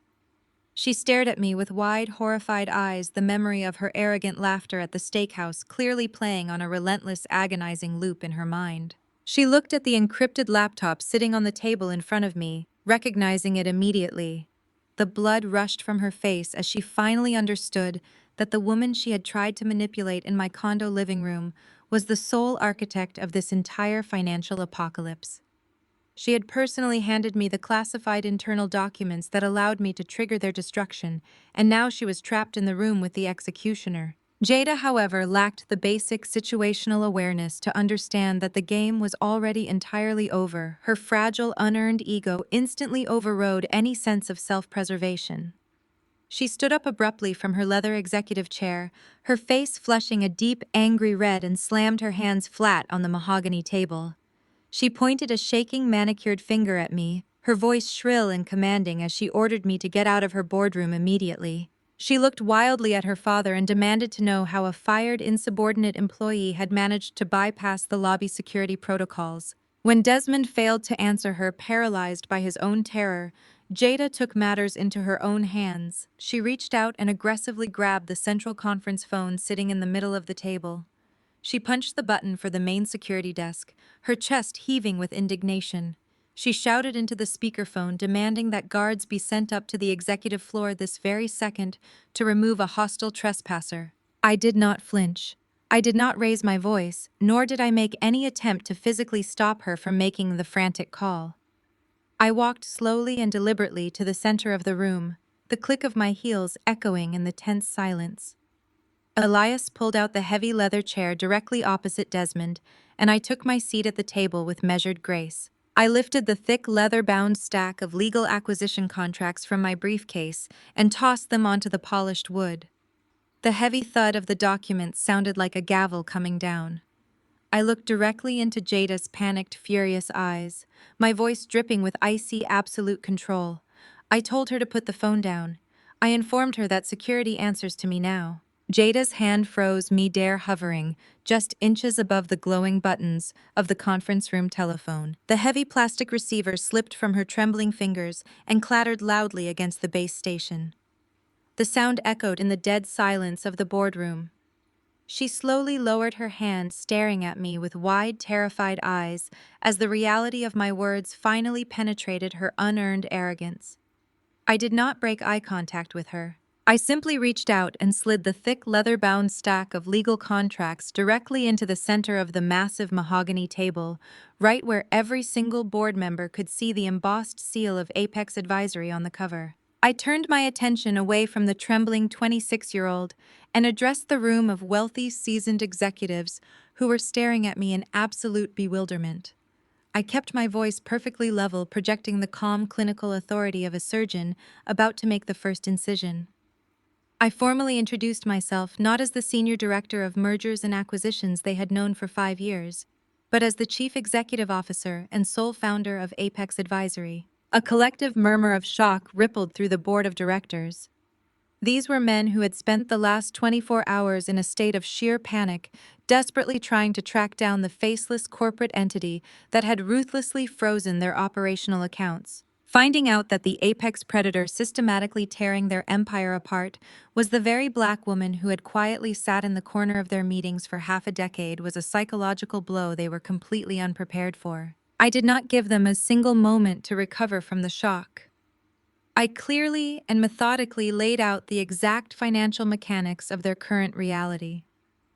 I explained that over the past 24 hours, backed by the formidable private equity capital provided by Elias, my firm had aggressively acquired 51% of Vanguard Holdings' total institutional debt. I told them that by triggering the emergency restrictive covenants hidden deep within those specific loans, I had legally converted that massive debt into majority voting equity. I looked around the room, making eye contact with every single board member, and stated with absolute finality that I was now the majority stakeholder of Vanguard Holdings. They no longer employed me. I owned them. Desmond suddenly snapped out of his paralyzed state. The color rushed back into his face as his survival instincts finally kicked in. He stood up from his chair at the head of the table, adjusting his custom-tailored suit jacket in a desperate, pathetic attempt to project his old boys' club authority. He forced a tight, patronizing smile and held his hands out in a placating gesture, as if he were trying to calm down a difficult subordinate. He called my name, using that familiar, condescending tone he had used for years. He told me there was absolutely no need for hostilities or aggressive boardroom theatrics. He attempted to leverage his 3 decades of industry experience, reminding the board of the legacy he had built from the ground up. He tried to frame my hostile takeover as a passionate but misguided misunderstanding. Desmond actually had the sheer audacity to suggest that because of our long history together, we could negotiate a mutually beneficial partnership. He offered to create a co-chair position for me, promising to share the executive power if I would just unlock the company accounts and call off the financial hounds. I did not raise my voice. I did not argue with his delusion. I simply opened my encrypted laptop resting on the table in front of me and wirelessly connected it to the massive digital projector screen dominating the far wall of the boardroom. I told Desmond that we were entirely past the point of negotiation and that his legacy was nothing more than an expensive, heavily subsidized myth. The massive screen blinked to life, illuminating the dark boardroom with stark high-definition graphics. I brought up a comprehensive, heavily detailed financial history of Vanguard Holdings, covering the exact 5-year period of my employment. I had spent the previous night cross-referencing my own meticulous records with the highly classified internal files Chloe had practically handed to me in my living room. The data was beautifully organized, undeniable, and completely devastating. I walked the board of directors through the numbers with lethal precision. I pulled up every single successful merger, every profitable acquisition, and every major market victory Vanguard had celebrated in the last half-decade. Beside each massive spike in corporate revenue, I displayed the corresponding internal communications and structural blueprints. I proved beyond a shadow of a doubt that every single one of those victories was my architecture. I showed them the emails where Desmond had taken my financial models, stripped my name off the cover pages, and presented them to the board as his own brilliant strategies. Then I switched the presentation to the red columns. I pulled up Desmond's personal pet projects, the handshake deals he had made on exclusive golf courses, the outdated conservative investments he had forced the company into against my direct written advice. The screen filled with cascading numbers showing hundreds of millions of dollars hemorrhaging from the company accounts due to his gross, absolute incompetence. I showed the board exactly how Desmond had been driving their luxury vehicle straight off a financial cliff, while I had been quietly running alongside it, desperately replacing the tires just to keep them all alive. The atmosphere in this boardroom shifted violently. The older wealthy men sitting around the mahogany table stopped looking at me with shock and started looking at Desmond with pure, unadulterated fury. They were investors who cared about nothing but their bottom line, and I was showing them exactly who had been setting their money on fire. But I was not finished dismantling the king. Mere incompetence was enough to get him fired, but I wanted to ensure he could never show his face in the corporate sector again. I tapped a button on my keyboard and brought up the internal human resources and accounting documents Chloe had so generously provided. I told the board of directors that Desmond's failures were not just a matter of poor market strategy. I exposed his blatant illegal misappropriation of corporate funds. I projected the digital paper trail for everyone to see. I showed them how Desmond had been quietly funneling company money, classifying it as operational expenses to completely subsidize Jada's luxury lifestyle. I displayed the invoices proving Vanguard had paid for her expensive graduate degree under the guise of an executive training program.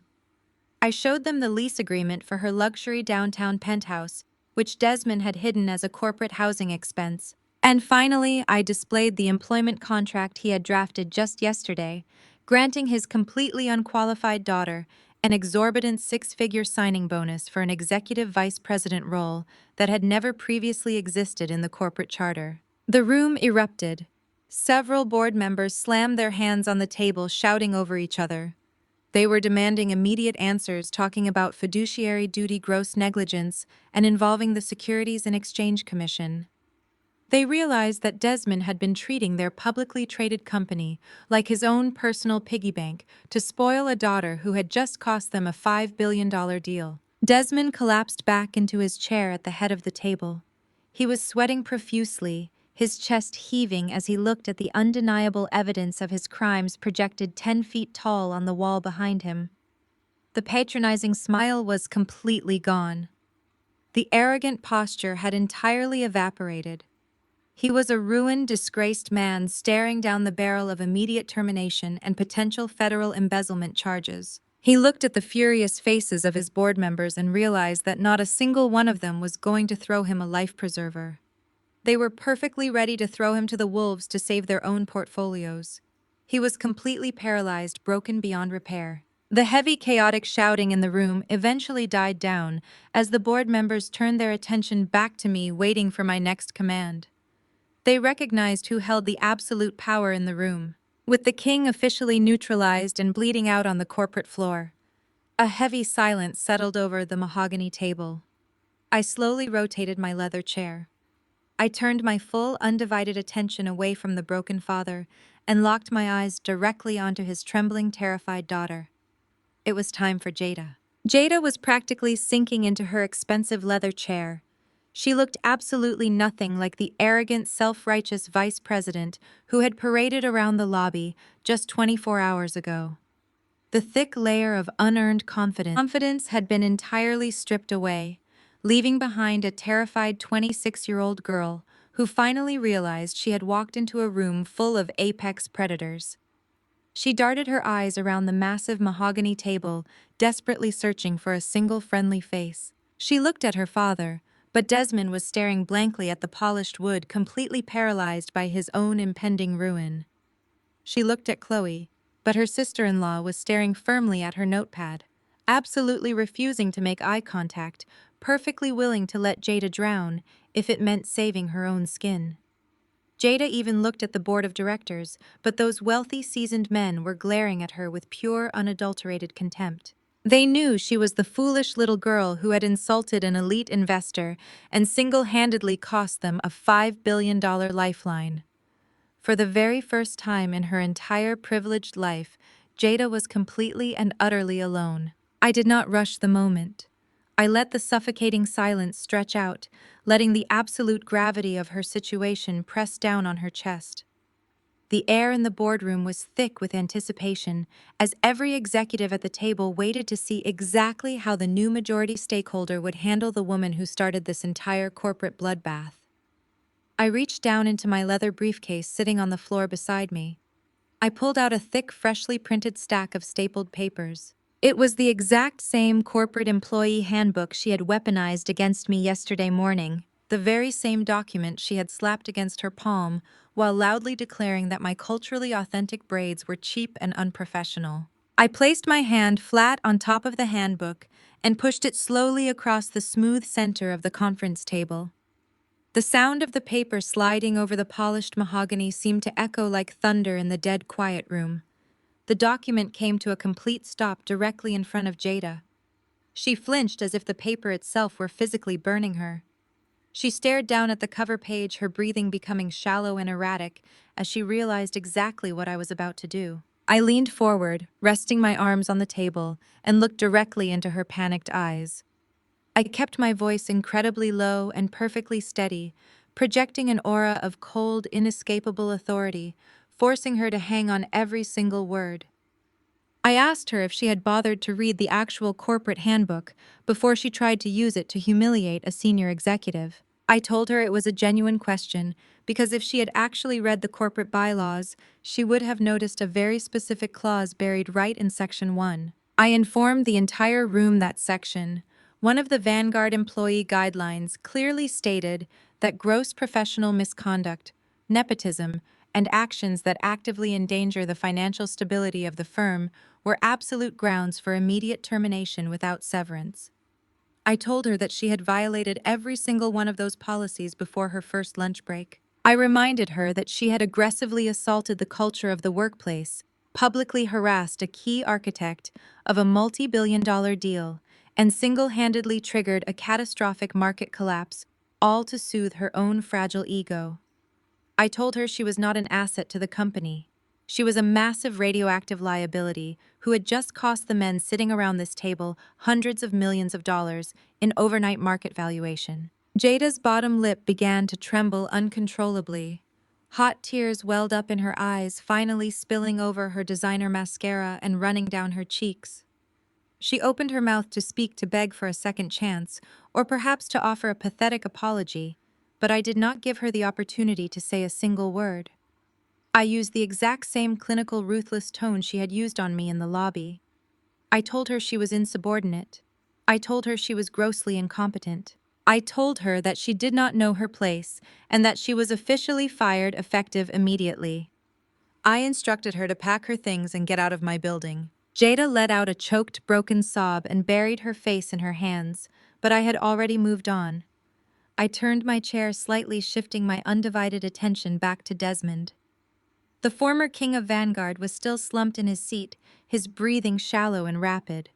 The sight of his daughter being ruthlessly executed in front of the board did not even rouse him to action.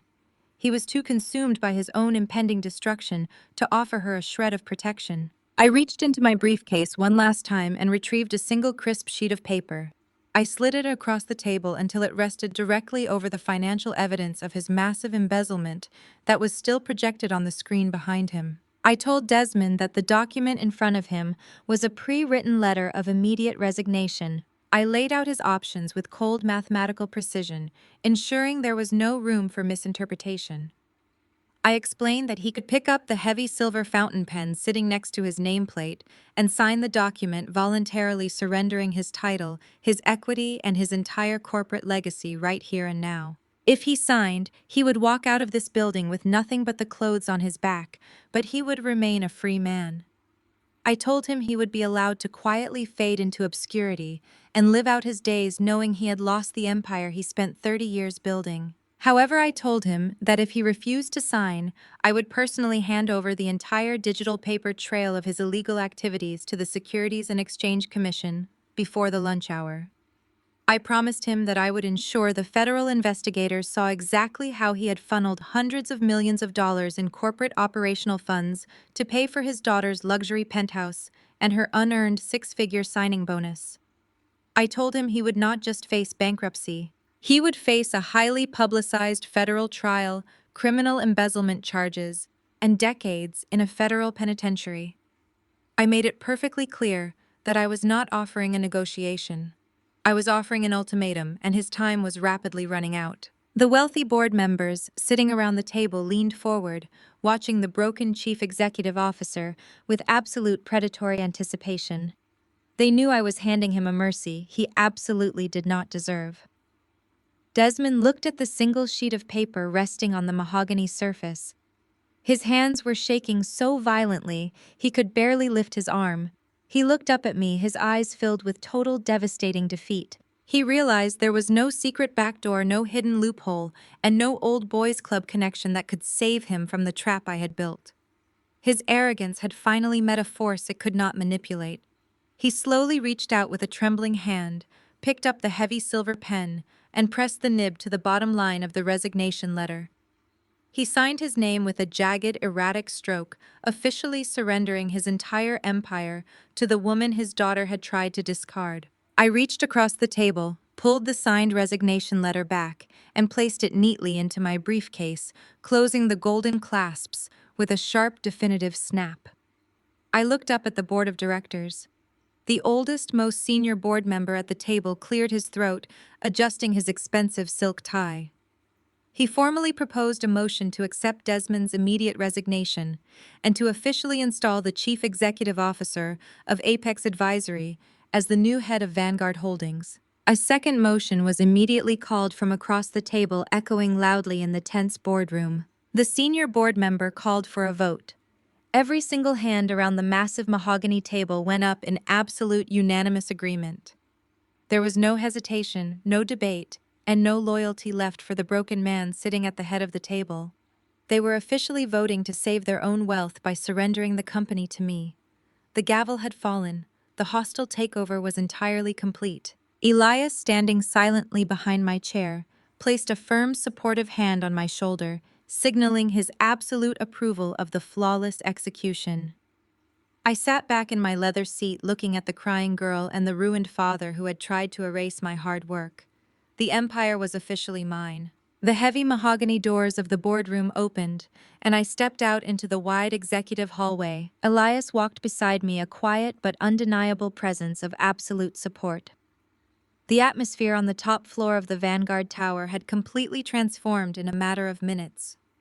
The frantic, panicked energy of the early morning had been swiftly replaced by a stunned, breathless silence, as word of the hostile takeover and Desmond's immediate resignation spread through the corporate building. As we walked together toward the main bank of elevators, I looked down over the glass balcony that overlooked the sprawling ground floor lobby. Down below, a scene of absolute poetic justice was unfolding in real time.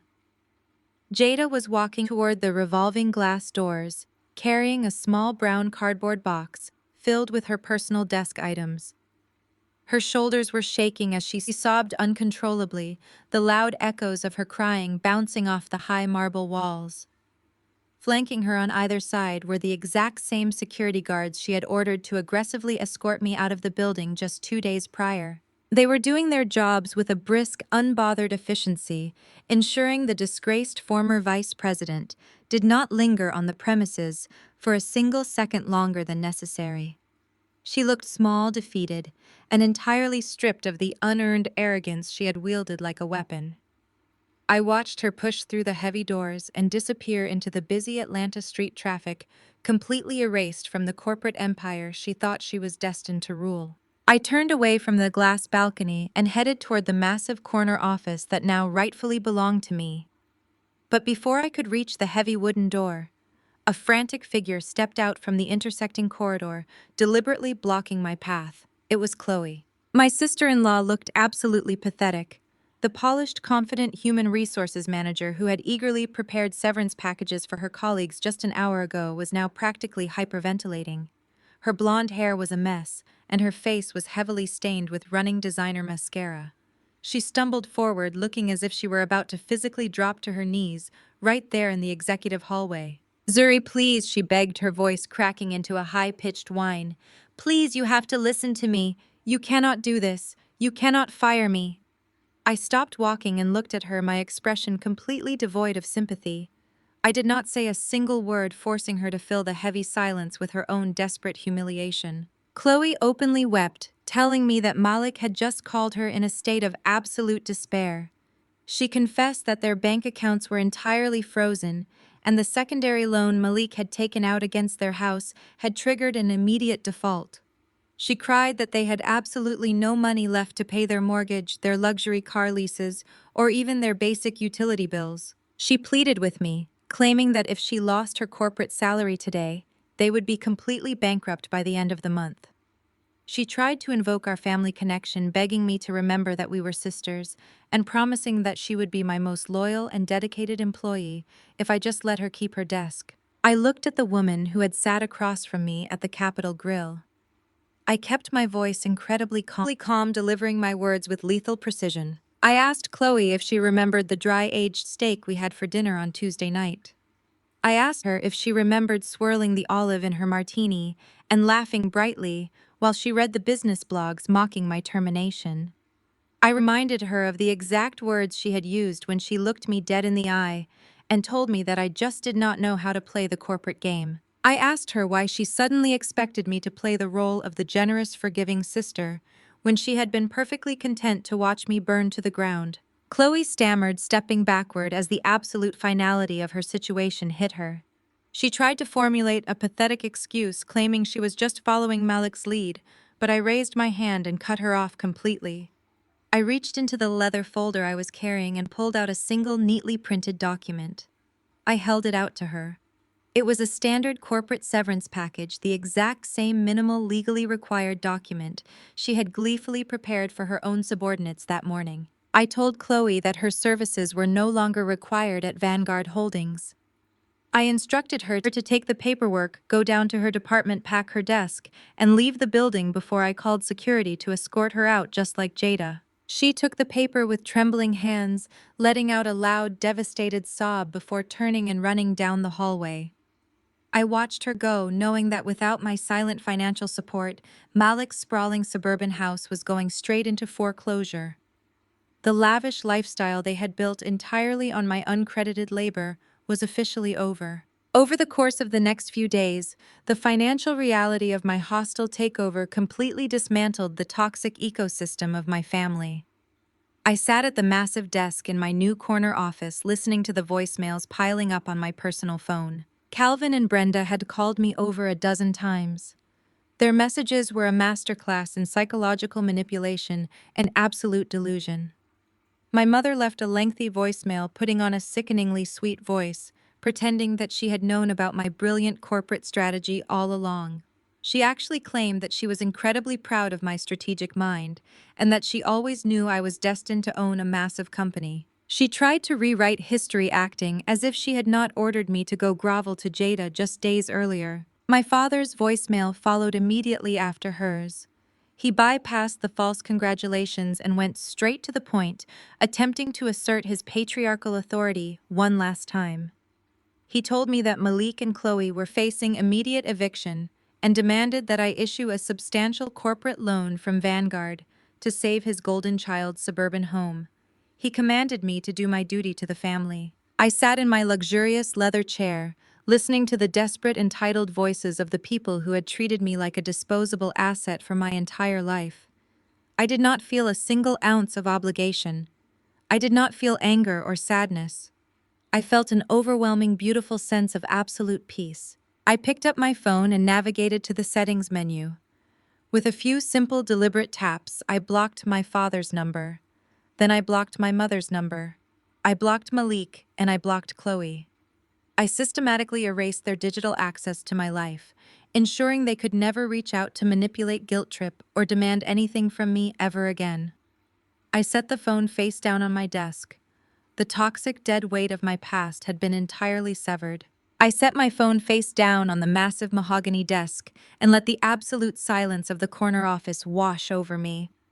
The heavy, suffocating noise of my past was finally gone.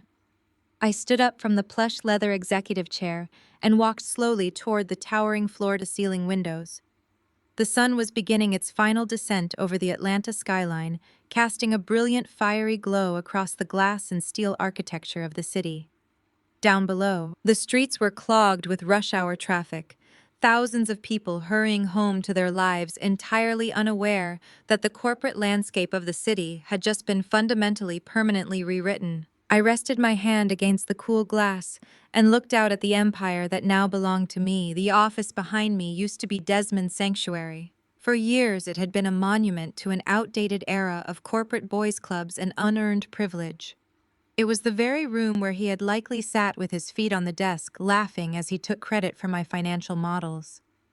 Now every single trace of him had been meticulously boxed up and carried out to the freight elevator. The room felt entirely different. It felt clean. It felt like mine. Resting on the center of the desk behind me was the finalized, fully executed contract for the $5 billion merger. It was no longer a desperate bailout for a failing executive. It was a triumphant, aggressively structured acquisition finalized entirely under my own terms. Apex Advisory was now the undisputed controlling entity, and the private equity capital had been seamlessly integrated into our new ironclad corporate framework. I had taken a sinking ship, thrown the incompetent captain overboard, and transformed the vessel into an absolute juggernaut. As I watched the city lights begin to flicker on against the twilight, the private line on my desk phone rang. It was a sharp, clear sound that cut through the quiet of the room. I walked over and picked up the receiver. Elias was on the other end, his voice resonating with a deep, profound satisfaction. He did not call to discuss stock valuations or quarterly projections. He was calling simply to revel in the sheer magnitude of what we had just accomplished. He told me that his legal team was still in a state of absolute shock over the speed and precision of the takeover. He let out a low, admiring laugh and congratulated me on executing the most ruthless, brilliant acquisition in the entire history of the city. He said that he had worked with hundreds of executives, billionaires, and cutthroat negotiators across the globe, But he had never seen anyone dismantle an entire corporate dynasty with such cold, flawless calculation. I thanked him, my voice steady and warm. I told him that I only play games I know I can win. We shared a moment of quiet mutual respect, the kind of respect that only exists between two apex predators who recognize the exact same hunger and intelligence in each other. He told me he would see me at the board meeting on Monday and hung up the phone. I placed the receiver back on its cradle and walked back to the window. I looked out over the sprawling city, a profound, overwhelming sense of peace settling deep into my bones. The journey over the last 48 hours had been a brutal rapid-fire crucible. Just 2 days ago, I had been standing in the ground floor lobby of this very building surrounded by my shocked team, listening to a spoiled, arrogant, 26-year-old girl tell me that my culturally authentic hair was cheap and unprofessional. I had watched the security guards march toward me to escort me out the door. I had sat at a fancy steakhouse and listened to the people who shared my blood mock my termination, demanding I surrender my home to fund their delusions. They had all looked at me and seen a workhorse. They saw a woman they thought they could easily intimidate, use, and discard whenever it suited their selfish narratives. They expected me to lower my head, swallow my pride, and beg for a seat at their tables. But as I looked out at the glowing Atlanta skyline, I realized the absolute truth of my existence. I did not just break the glass ceiling. The glass ceiling was a lie designed to keep people like me constantly fighting for incremental progress, while the people at the top hoarded all the wealth. I did not break it. I bought the entire building. I fired the people who tried to push me out, and I changed the locks on the front door. I had spent my entire life trying to prove my worth to people who were fundamentally incapable of seeing it. I had carried the financial and emotional weight of my family, hoping it would eventually buy their genuine love and respect. I had poured my brilliance into this corporation, hoping Desmond would eventually reward my loyalty with a rightful seat at the executive table. But respect is not a currency you can earn through silent suffering. Respect is not something you beg for at a toxic family dinner, and it is certainly not something you wait for in a corporate lobby while someone insults your culture and your dignity.